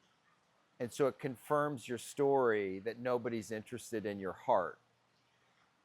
My story, yeah. That you have a My story. mental story, Your mental yeah. story is that people they don't care. It's not that they don't care. I wouldn't go so far as to say that. Uh-huh. It's that to get real traction.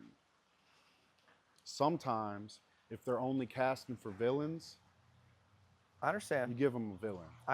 Okay. Well, so are you playing the villain in this I'm K-Fab not playing a game villain. on some level? I was edited to a villain. right. But again, not Louis Theroux's fault. I knew what I was getting into. Uh-huh. It's his job to do it. Right. But you say shit that you know can be used and taken out of context to paint you a certain way. No, I've never said anything I don't believe. Well, I'm not saying It's you said how things you I didn't said it. believe it. Yeah, how you said I it. told Louis that. Yeah, how you say it. Louis came with me, and I drove him around town. and Yeah. I'm like, I built that building. I built that building. See that church? I built that church. I built that fucking Target right there. And then we stopped. I had to drop some stuff off to my little sister, some groceries. Yeah. Because I take care of her. Yeah. She lives in one of my big mobile home park communities. He left that out. I told him in the car, I said, man, I believe, first of all, I'll never tell a young man what it takes for him to be a man. In fact, I tell a young man, if you hear somebody say a real man would, know that whatever's coming behind it is manipulation Right. to battle you with guilt and shame. Yeah. Number one. So I'll never tell you what it takes to be a real man. Let me tell you the kind of man I want to be. I want to be the kind of man that can slit a throat and hold a baby in the same day. Yeah. And truly to my core, that is who I am. Yeah. And I would love to love you. I don't even want to slit a throat. If you make me do it, I'll do it and I'll sleep easy. Yeah. I don't want to. I've never started a fight in my life, period. Now, I've been in plenty, but it was really only my last choice. Right. And so I told Louis that I thought that my biggest review of not only this red pill space or this manosphere or whatever they call it, Yeah. and myself is that we all are incentivized, and so we show the slit a throat side. I would like to, moving forward, if I can find a way to work it in, show the holding the baby. And Yeah. with all my heart, David, I mean Yeah. that. I mean that. Absolutely. Now, unfortunately, that was not on Lewis's agenda. I understand. I even told him, check this out, he could have caught me almost apologizing for something. I said to him, in my white pickup truck, Uh-huh. F-150, not the Lambo, which he was just adamant about me driving when I wanted to take the G-Wagon. He was adamant. The first scene with the car, when I'm like, fuck that car, it was because he was so adamant that I pulled that car down instead of the G-Wagon. Interesting. Yeah. I knew what he was doing, but whatever. I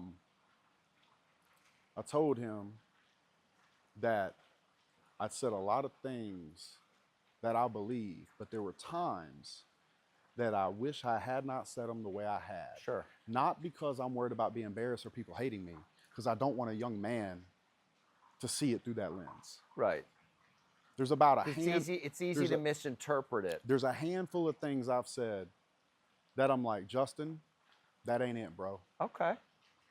We keep this thing. Remember the group chat, the list of hate? So when I was small enough where I could actually digest it, we had this thing we called the list of hate. And what that was for me is to make sure I didn't catch myself in an echo chamber. So every hate comment I got in the beginning, I would read and like truly sit with and be like, okay, where are they right? Where are they wrong? Right. It never bothered me when they were wrong. It's when I thought they were right. I'm like, jeans are too tight. Probably true. It's like, fuck it. Right. You know what I mean? Yeah, Like, yeah. I have a 32 waist, and as of yesterday, my tailor was here, 29-inch thighs. It's a college football player, bro. Yeah. Yeah. D1. I mean, like today, if I played college football, I'd be a pro athlete. Yeah. I mean, I'm just big boy. Yeah. So there's a handful of things that I really wish I would have said differently. Mm-hmm. And it's really like not very many. Well, you must have a lot of forgiveness for yourself because you're suddenly in this internet world. You know what sells. I'm pretty tough on myself. Are man. you? Yeah. Yeah. Oh, that's interesting. I always say the voice that haunts you is the one that makes you great. Mine's pretty loud. What does that voice say? Ruthless. No matter what I do, it's not enough. I should have done it faster. I should be not bigger on social media, but further along, maybe. It's constant. Yeah. I don't know where that came from. If you want to dig. I mean, it has to come from your childhood. It has to come from. I mean, dude. Maybe. Just.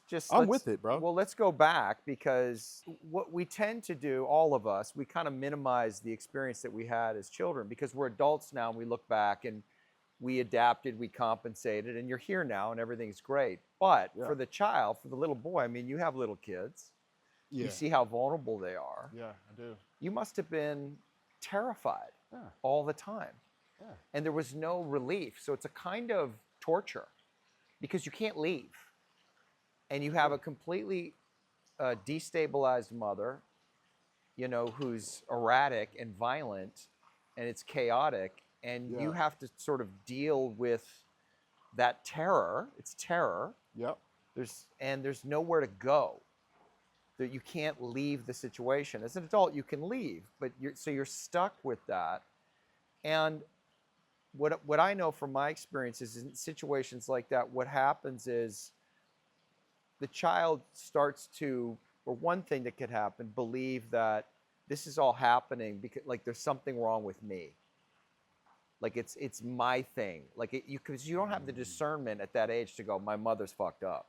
You don't really know at 2 or 3 or 5. No, you don't. Right? So there's some way, I wonder if something got, like you turned on yourself. Like, Let's talk through it. Baby, will you get this nice young man some gumbo on the way? Gumbo, etouffee, just get a bunch of Louisiana stuff. All right. I'm sure. Maybe so.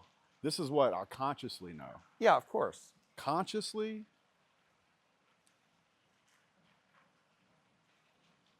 the ability to sit still and not stay on the move. That's hard for you. Yeah, because you'd be sitting in your room doing your homework, right? And the next thing you know, boom, Uh-huh. bust in. Just, So there's always something around the corner, like some danger. I don't live in paranoia. No, I understand. Like if I but had it might be if in I your had body. to track what the world would call ADHD, Uh-huh. which I was put on Ritalin at 6 for, Uh-huh. which I think is child abuse, by the way. Yes, I I think I was agree. just a little boy. Yeah. I would say that, and I've read about it, obviously, Yeah.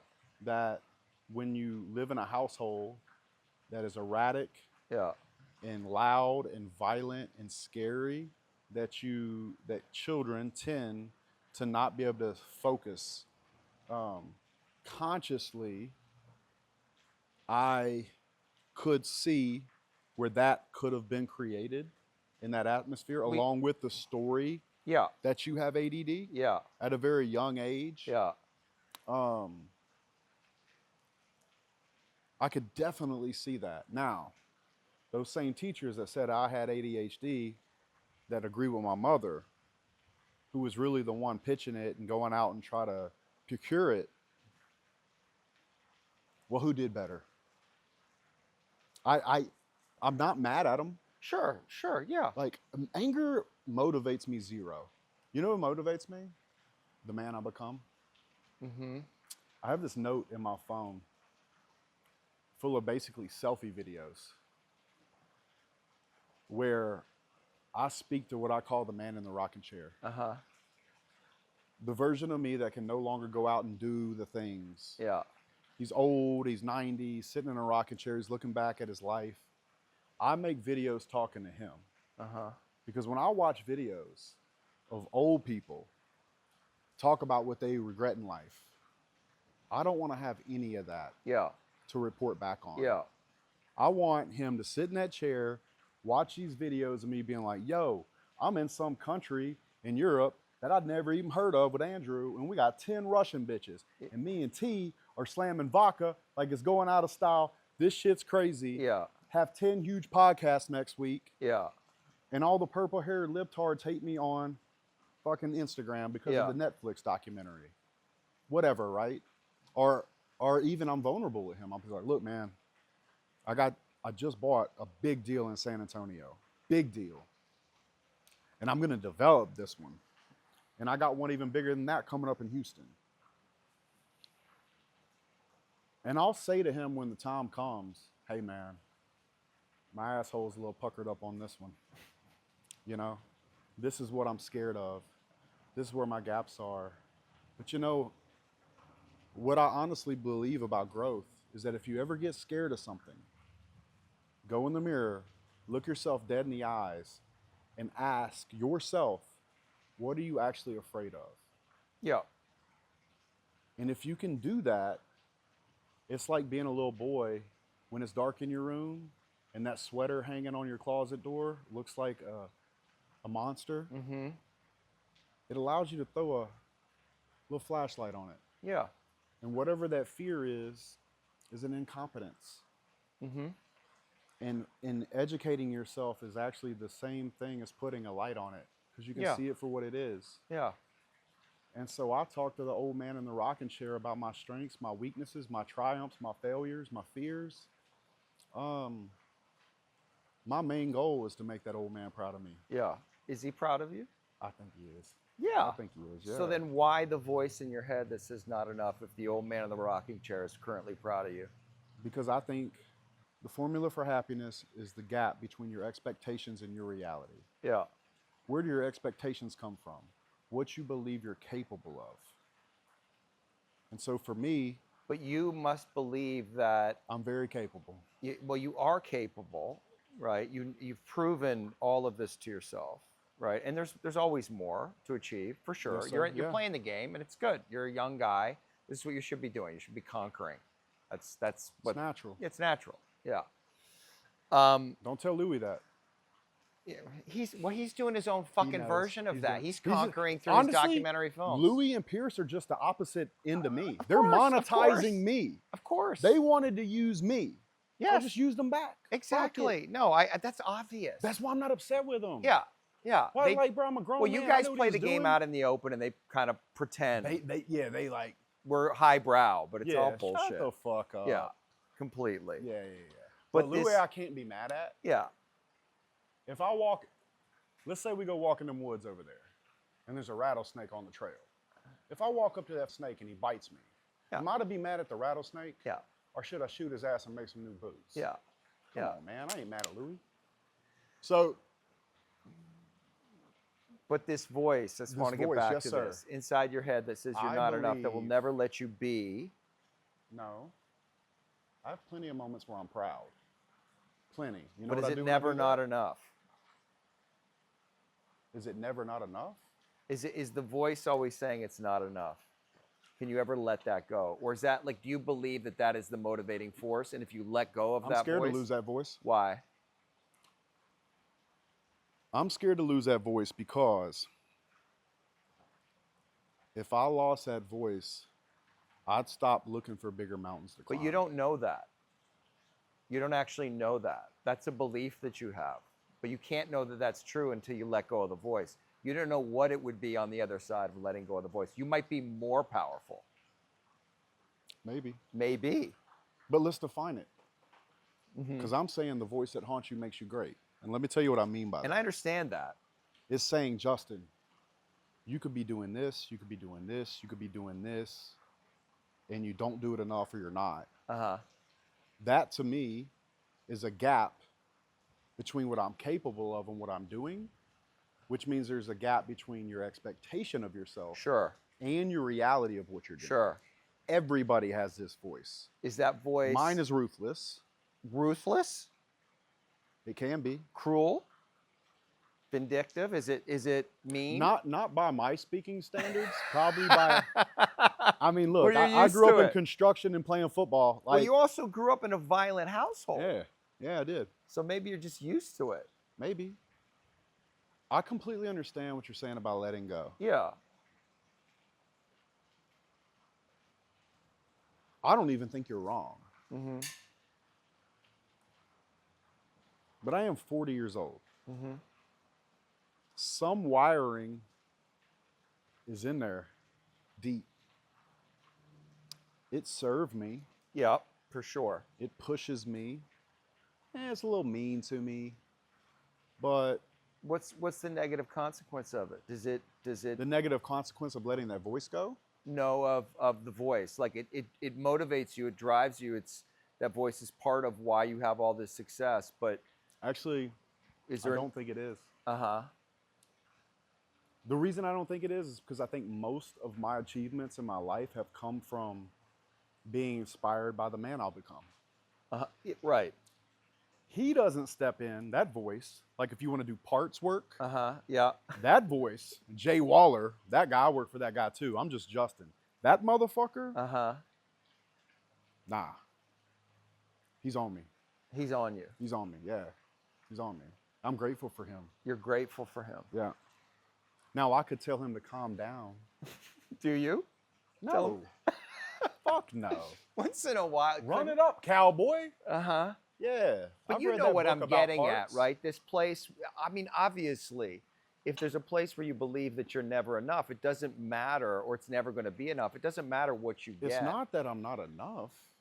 It's that I could do more. Uh-huh. And You only get to do this bitch once, and then you got to start over with a new body. I might be a girl next time, man. You believe in reincarnation? Yeah, I think Yeah, so. yeah. But you know I mean, what I'm getting and kind at, of so right, did Justin? Jesus, but I digress. Do what? You know what I'm getting at, right? Because it's a fine line, right? Not completely, I don't know. So Well- you're going to have to extrapolate. Well, I guess if we have some kind of belief that it'll never be enough, then our life just becomes about achieving, but we never arrive. We never get there. We can never let ourselves feel fully satisfied. And there's something about that Isn't feels that like racing somebody just a little bit faster than you? Yeah. What would letting go look like? You've been sitting with me here for Yeah. over an hour. Yeah. You see I have children and a No, family you're cool. and a wife and a nanny and all those things. What else?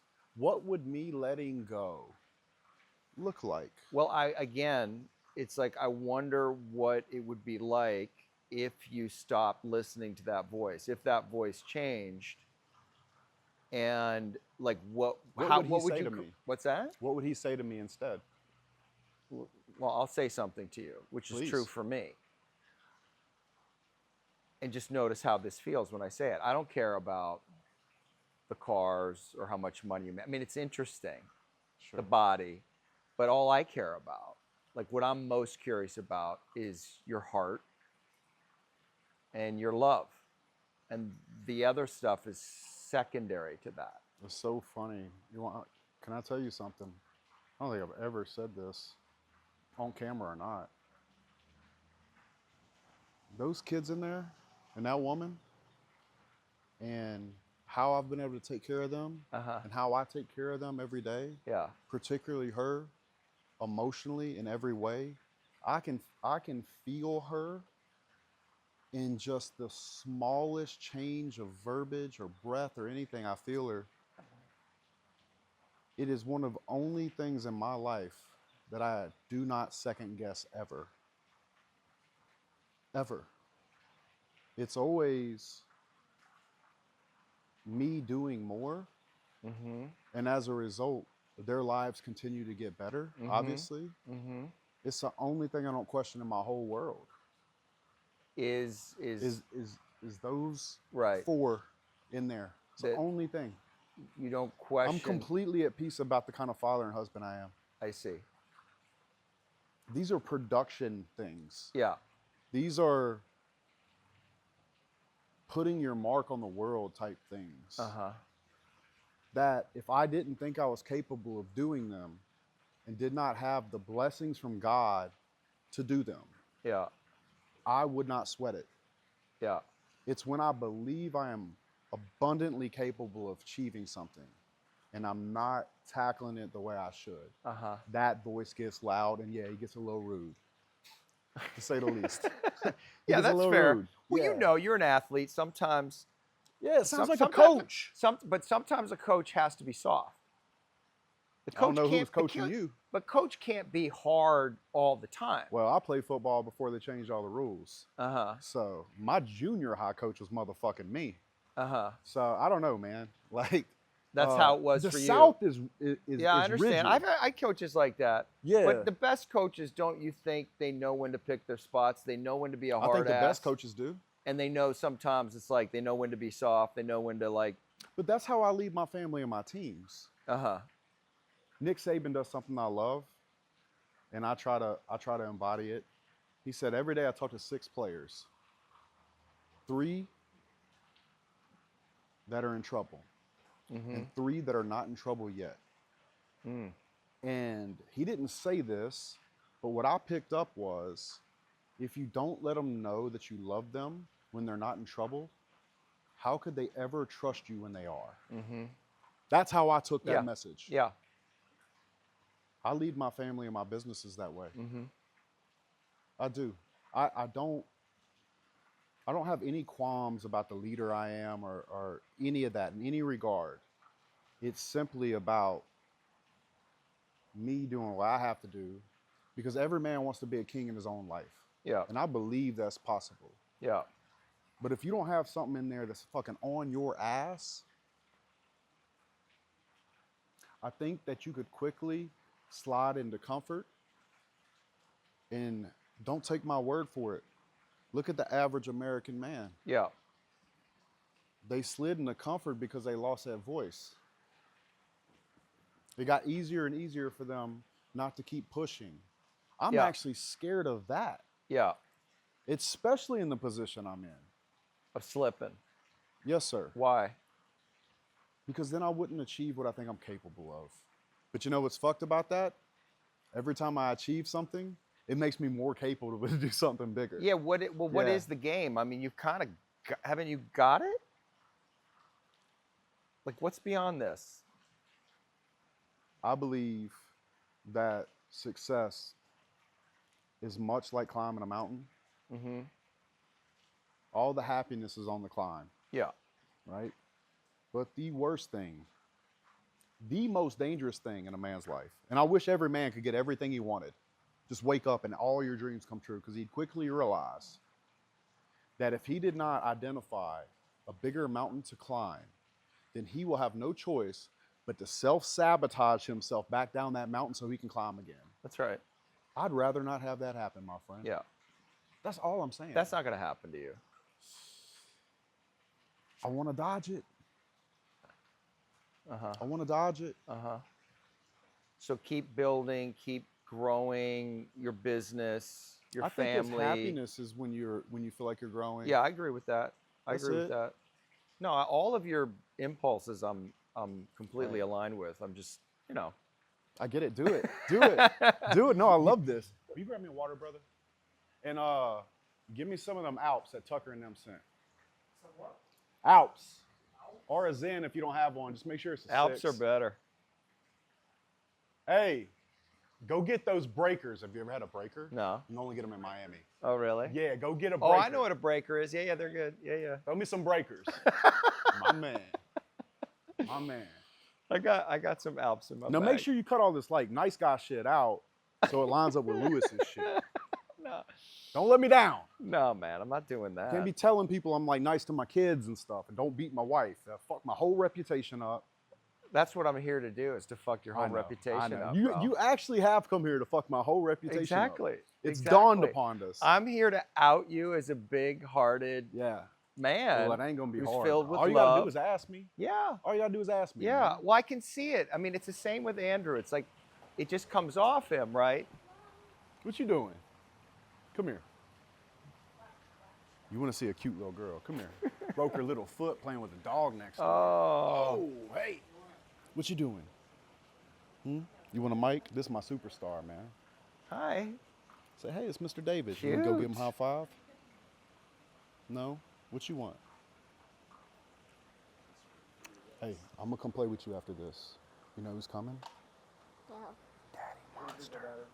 Breakers are Yeah, better. Daddy Monster's going to get you. Go, go, go, go, go, go, go, go. Don't fall, though. Don't break anything else. All right. What is This is a breaker, so it's got Lucy? like a, Oh, yeah, Lucy. So when when the little ball in there, Yeah.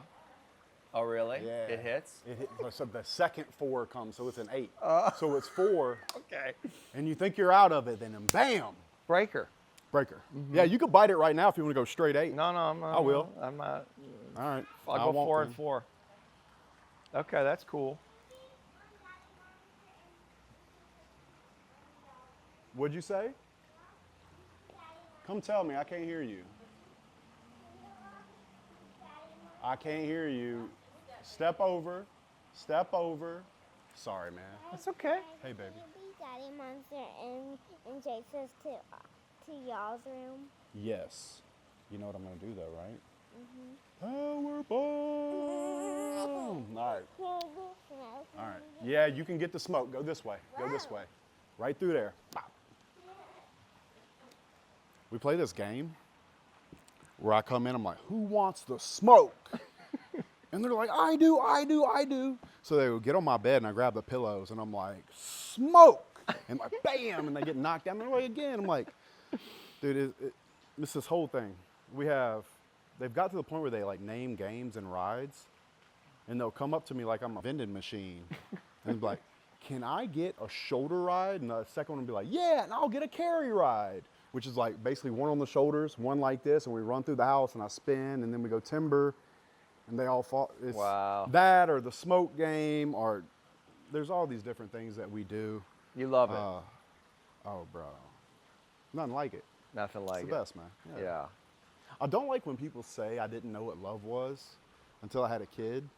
I was completely capable of love. It simply adds in the most incredible way to your life, being a father.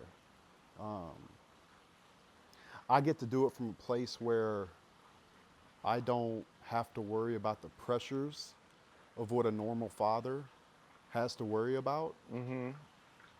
Like, you think about like 2008, when they had all those foreclosures.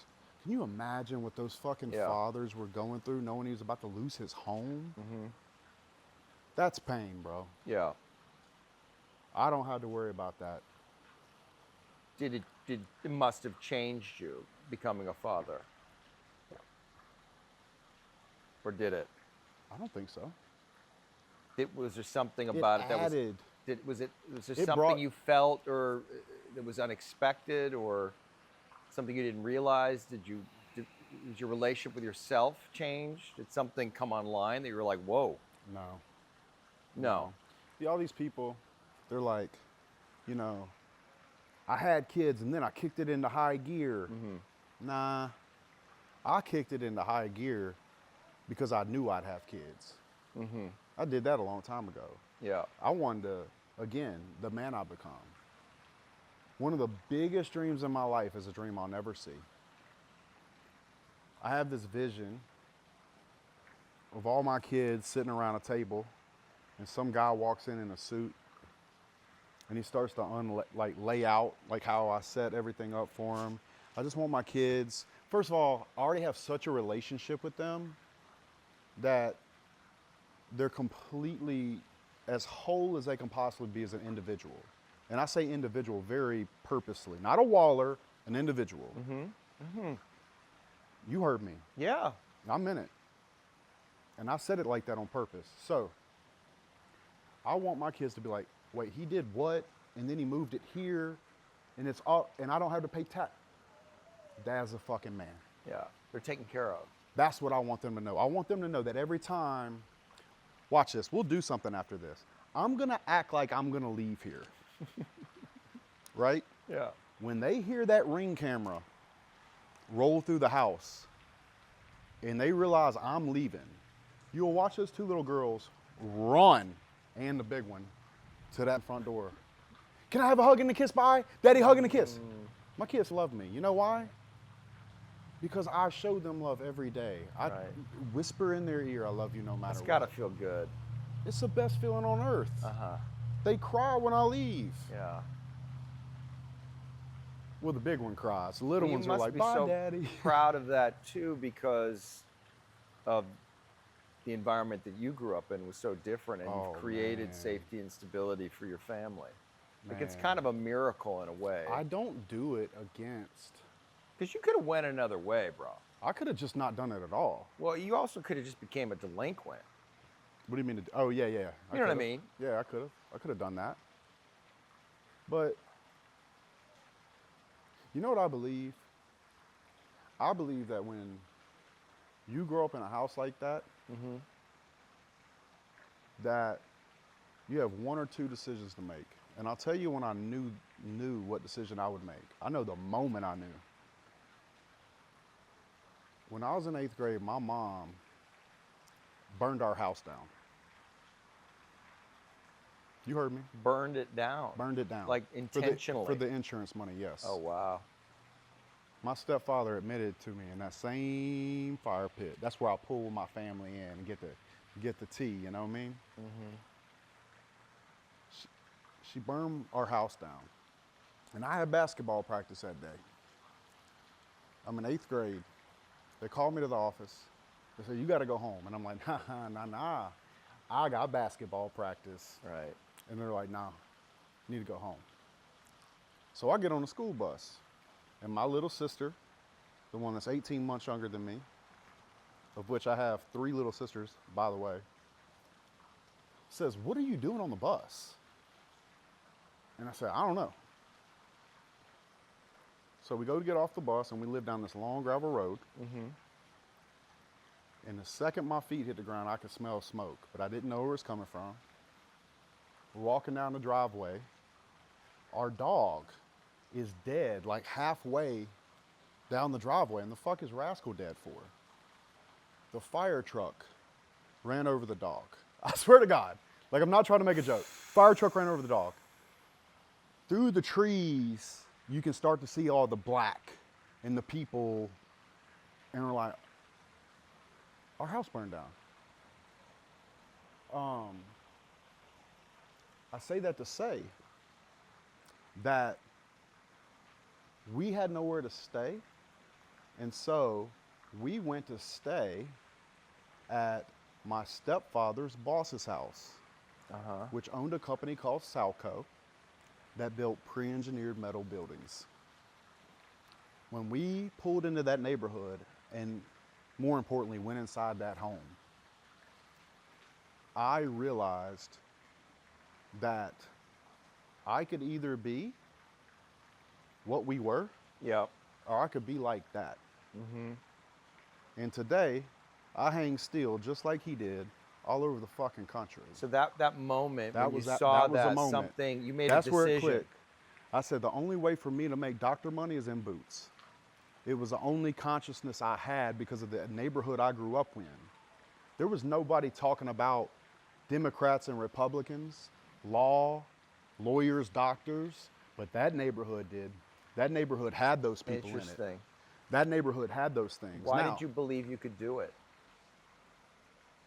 I was already winning. You had I a was in lot. 8th grade. You were killing it in I had sports. been the you were most popular kid in okay. my school Yeah. since I was a little boy. Right.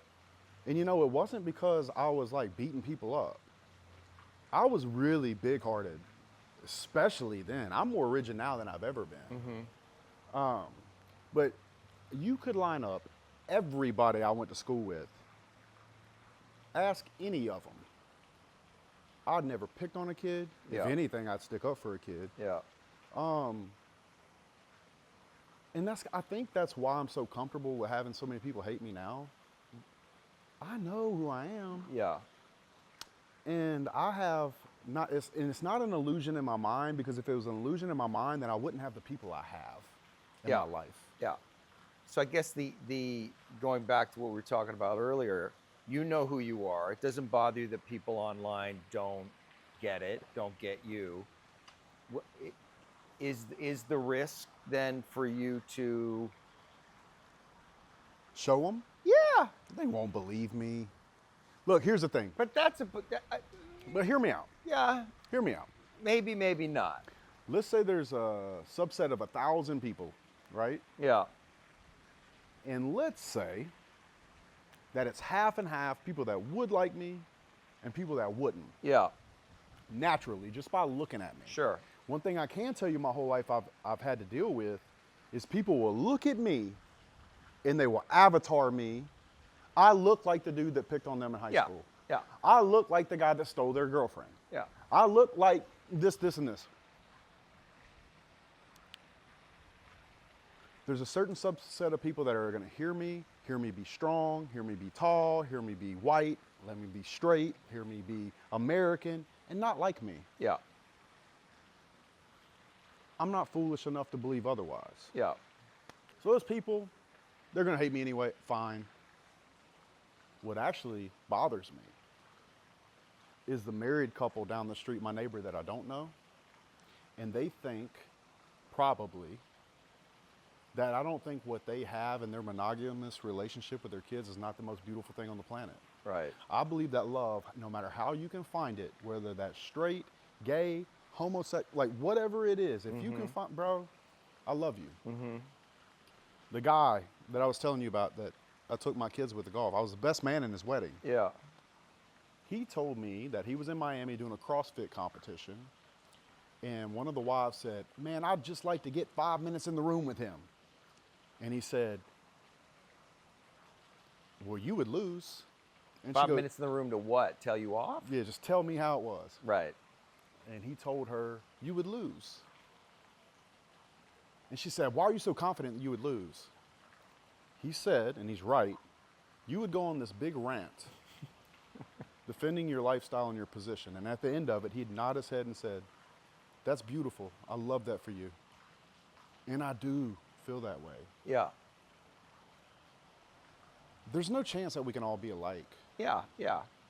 Well, it's not about doing it to be liked. It's about doing it like to set yourself free. But that's what I'm doing by telling the world how I am. I gave Lewis. Yeah. But I'm saying in showing your heart, like it, because there's always edges, right? Like, I Right. mean, this is the game, really, on some level we're all playing, particularly with social media. Oh, yeah. Like, you get comfortable with a certain thing, and then you can keep, you know, you put yourself out there, and it's always an edge. Everybody goes through this. And then you can either continue playing that game, and maybe you master it, or there's another level. Like, what else can I show? Right. What's true for me? And maybe it comes at different times in your life. I completely agree. Yeah. I completely agree. I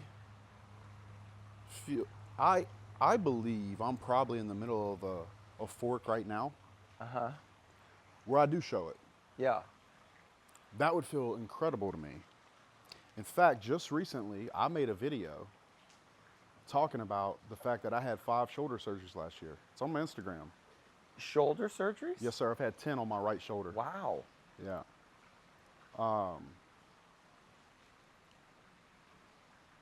And I spoke about how it really bothers me that I've not been able to work out in 2 years. The doctors can't figure out why the pain is, like I still can't lift it. Huh. You can't. No, sir. Really? It, like, Is that it an old jolts football in the injury? Yeah, we're playing Texas A&M, and I tore my labrum, and I kept playing with it. It was the year we beat Alabama, Nick Saban's first year. I was a sophomore, and I was playing. Like, bro, I'm gonna play. So, after the first surgery, it was pretty much frozen, and I've been fighting it since I was 22, 18 years, 10 surgeries. So you've got this. Oh, it's totally replaced. I've had it partially replaced. I went out and saw Andrew's doctor in Dubai, did a bicep tendinitis. Had multiple scopes. I've had a total replacement. I've had 5 surgeries since the replacement. I don't know. How does that feel? It's probably the hardest thing I deal with mentally. Yeah. Working out was my church. Yeah. And I don't need my legs to get any bigger. Because this tight pants thing is getting out of hand, you know? So, yeah, man, it's been really hard on me. Is that your kryptonite? Is that the weak spot, I guess? Does that do something to you where you're not? What do you mean? Well, your body is. There's a place where it's not strong, where it's like you're not fully. I don't feel the need. Yeah. I hate that I can't work out. I hate that I don't have my arm. Mm-hmm. If you're asking me if it bothers me to like feel out of control about it, or Yeah. I think what bothers me the most is not knowing how long it'll take for somebody to figure it out. Right. Right. I think that humans can go through any amount of pain if they know how long it's going to last. Yeah. I think the torture is not knowing for me. It's kind of like your childhood. Oh no, I knew I was going to get my fucking ass whipped one way or the other. But you didn't know how long shit was going to last. You didn't know when it was coming. Well, I knew it was coming at every interim and every report card. Yeah. And then I knew I'd get a couple randoms here or there. So sure, maybe I was in fear on edge about that. Yeah. But my sister got it way worse than I did. Because by the time I could play any sport, bro, those families saw me. I was good. Mm-hmm. It was easy. They like scooped me up. Many adopted me. I can think of at least 3 families that treated me that way. Mm. I'll never forget the same guy I'm talking about. His family bought me brand new cleats my senior year. I'll never forget it. New Nike cleats, bro. I was so fucking pumped about that shit, man. So pumped about it. I've been very loved in my life. Maybe it didn't come from the people it was supposed to come from, but I don't know. For whatever reason, I just feel like I'm the luckiest man in the world. Interesting. Lewis got to talk to my operations manager, a woman, very sharp. And I'd spend my evenings teaching her the business. He could have talked to her about who I am. Mm-hmm. My accounting guy was here. I had a business partner here. I had my best friend from high school here. He really helped me. I had 2 best friends growing up. The one I've been talking about and this other guy, Yeah. real country son of a bitch. We used to go get in bar fights. I'll never forget this. He was a senior when I was a sophomore. And then he graduated, so I'm like a junior. Mm-hmm. I'm a junior. I got a test on Canterbury Tales. We skipped school. Because I'll tell you, at the point I knew that my mother would never hit me again because I was just too fucking big and strong, and I know the exact moment that happened. Mm-hmm. I basically, after that, which is my sophomore year, Mm-hmm. I knew she'd never hit me again. Yeah. So after that, I kind of did what I wanted. Yeah. And what could she say? I had my own job. Any family would have took me in, any family. Like, I was very loved. Might not have been by my parents, but all the other kids' parents, bro, I was So golden. you got love I and was support. gold. Fuck Right, yeah, man. right, I can't right. sit here and act like I didn't. I understand. They loved me. They took care of me, man. He used to buy me uniform clothes. Right. We'd skip school, go float the river, which you would love, by the way. It's a blast. Drink beer all day, catching bass. We'd get out. There's a little sports bar called Magnolia Beach Truck Stop, Uh-huh. which is basically just this big ass truck stop that's like a strip mall, and it's got a Mexican restaurant, a truck stop, and a bar in it. And we'd be in this where I learned how to dance to country music.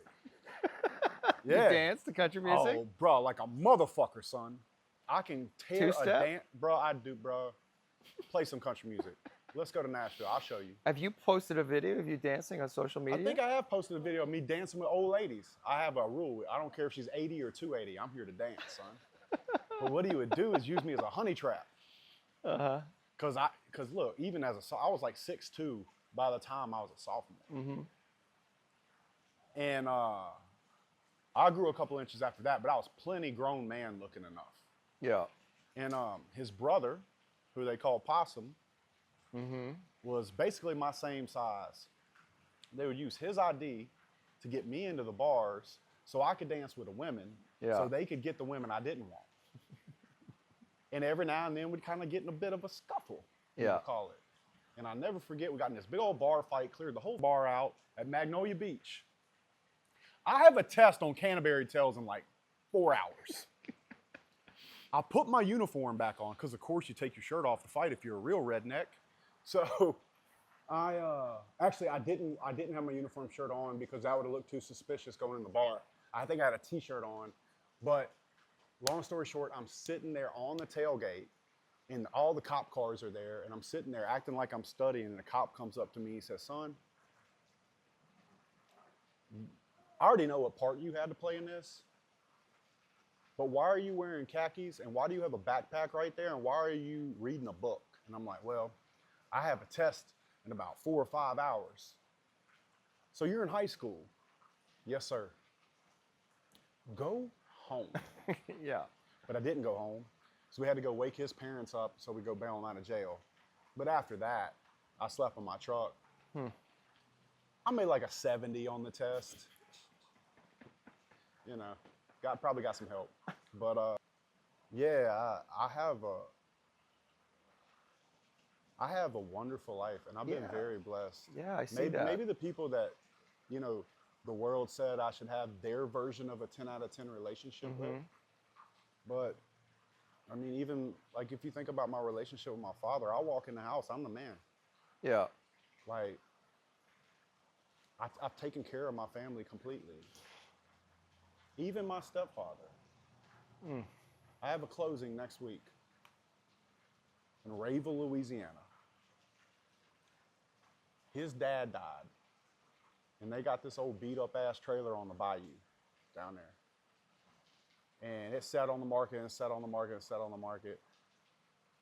And he was supposed to get about 20 grand because of the succession. And I said to myself, you know, I don't buy single families. I buy 100 units or more at this point. I said, I'm going to buy that motherfucker because he might not have been my dad. I understand why he didn't spend time with me because he had 2 sons by my mother. Yeah. However, it was his hard work that put a roof over my head for a little while. And so I'm buying that property so he gets his money. I'll rent it, do whatever. It's not normally what I do, but it just so turns out that the son of Possum, the older brother, Yeah. lives in Monroe. And he wants to get into real estate. And so what I'm going to do is I'm going to buy it, and I'm going to teach him real estate. I'm going to turn around and sell it to him on an owner finance and let him get that rep. Right. And I hope that somehow, some way, through me mentoring him, that he changes my life the way his daddy changed mine. Wow. And to me, that's success. Yeah. But Lewis ain't here to hear that. Does that makes you emotional? It means a lot to me. It means Yes, it sir. makes you emotional. It does very much. Yeah. I always say I don't cry. That's not true. I got a lot of heat for this, but this Down syndrome kid hit a bunch of threes in a basketball game. And I cry every time I see that video. Yeah. There's times where I see a movie and some guy fights and fights and fights and fights. Yeah. And he finally breaks through. I'll cry. Yeah. I cry from joy. Yeah. And every time it's watching somebody else get what they wanted because I can see myself in them. I understand them. I'm proud of them. Right. That I'll cry for. Yeah, Yeah. I will. It It brings, touches something it inside brings, like, you. yeah, and I'm completely okay with that. Yeah. It's human. It's beautiful. Yeah, it's completely human. It's good to see you It's- feel. Actually, the saying "I don't cry" thing, or "men shouldn't cry" thing, is one of the things I would take back. Now, it was on the Iced Coffee Hour, huge podcast. I'm seeing it. Podcast, you speak in absolutes. Yeah. And true enough, I do not think you should cry in front of your woman. I don't. But that's not because I'm scared of vulnerability in front of my girl.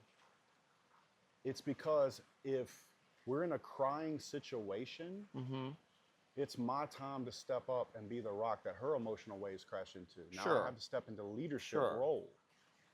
That's what I meant.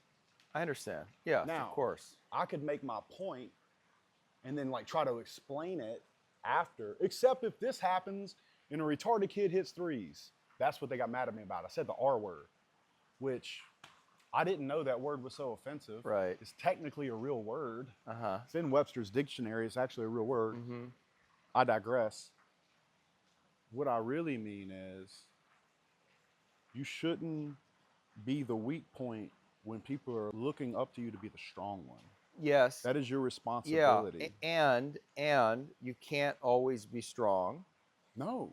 And in those places, we have to be willing as men to let ourselves down and be supported. In other words, I don't trust the king who can't receive support and love. Like, because no one man can hold it all I wouldn't either. entirely by I would themselves. believe You know what I he was mean? lying. And I think that's an important point. You know, it's like the king has to be able to receive.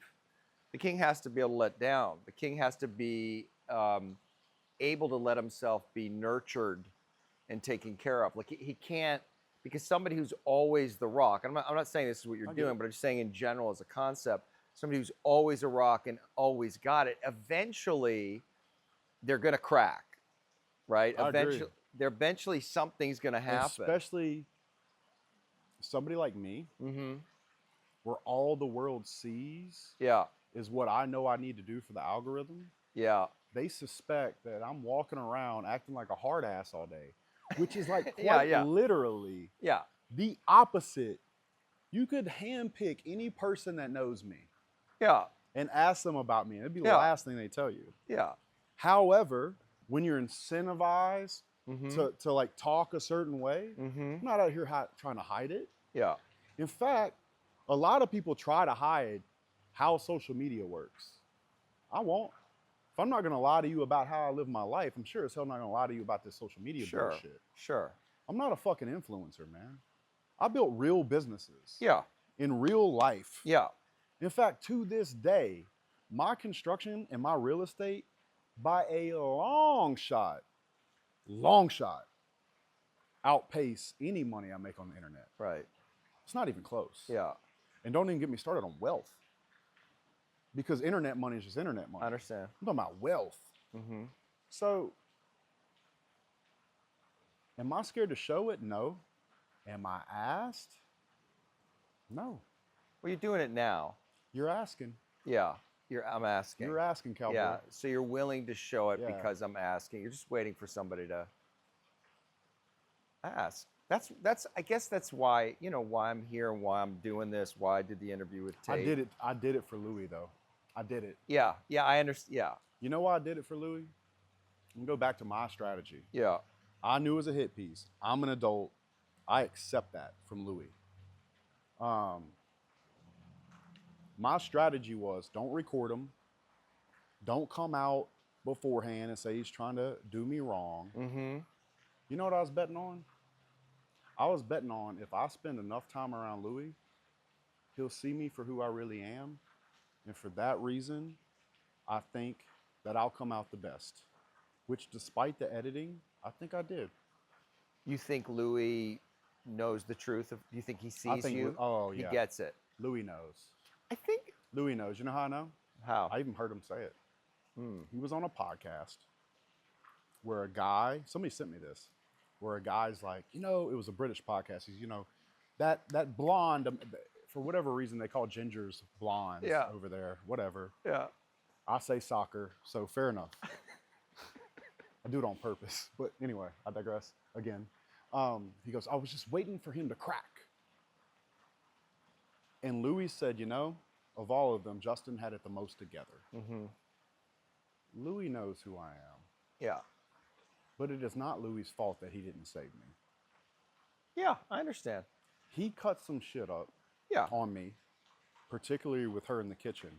Well, I think what happens is, and I think this points to the phenomenon of all of it, is that a lot of people are threatened by guys like you.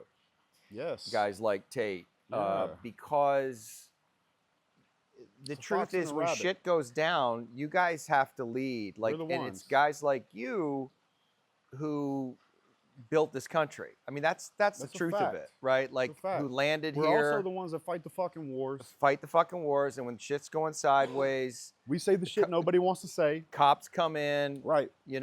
firemen, all these kind of guys. And I think there's a large segment of the population that doesn't want to acknowledge that. They don't want to admit that. And that's why I'm That's a why I big fight fan of for the, 'em. yeah, exactly. Me too. The John Wayne myth, right? Like I watch all John Wayne movies and the mythology of John Wayne is he's there to be of service, right? Yeah. And that he's always misunderstood. He always feels like he's too much. Like he has to do the hard thing that nobody else is willing to Right. do. And he does it even while being demonized, even while being misunderstood. That's and right. the satisfaction comes internally that he's I know what yeah, I I do. know. And that's just kind of what the world is Right. for like Certain types of men. certain types of men. And that's what it is for you. That's Yeah, what and it is I for accept Tate. the role. Yeah. Like, But here's the thing. It also kind of sucks. Like it's kind Sure. of painful. That's how I Sure. feel I about feel it. It's it. like you don't fucking see my goodness. I'm here fucking being of service. I get it. I'm trying my best. I Who know you I'm telling? my aggression and my Yeah. anger. I know it can feel like too much, and sometimes maybe I say shit. Yeah. It's I get it wrong. Think Whatever. Think about it with my dad. Yeah. He thinks I'm too rigid. Yeah. That rigidity, that ability to stand up to that steel Yeah. guy on a job site and be Yeah. ready to throw hands with him, Yeah. which is his language, by the way, Yeah. is the reason I was able to pay his fucking house off. Yeah. Exactly. Exactly. Am I too much like my grandfather?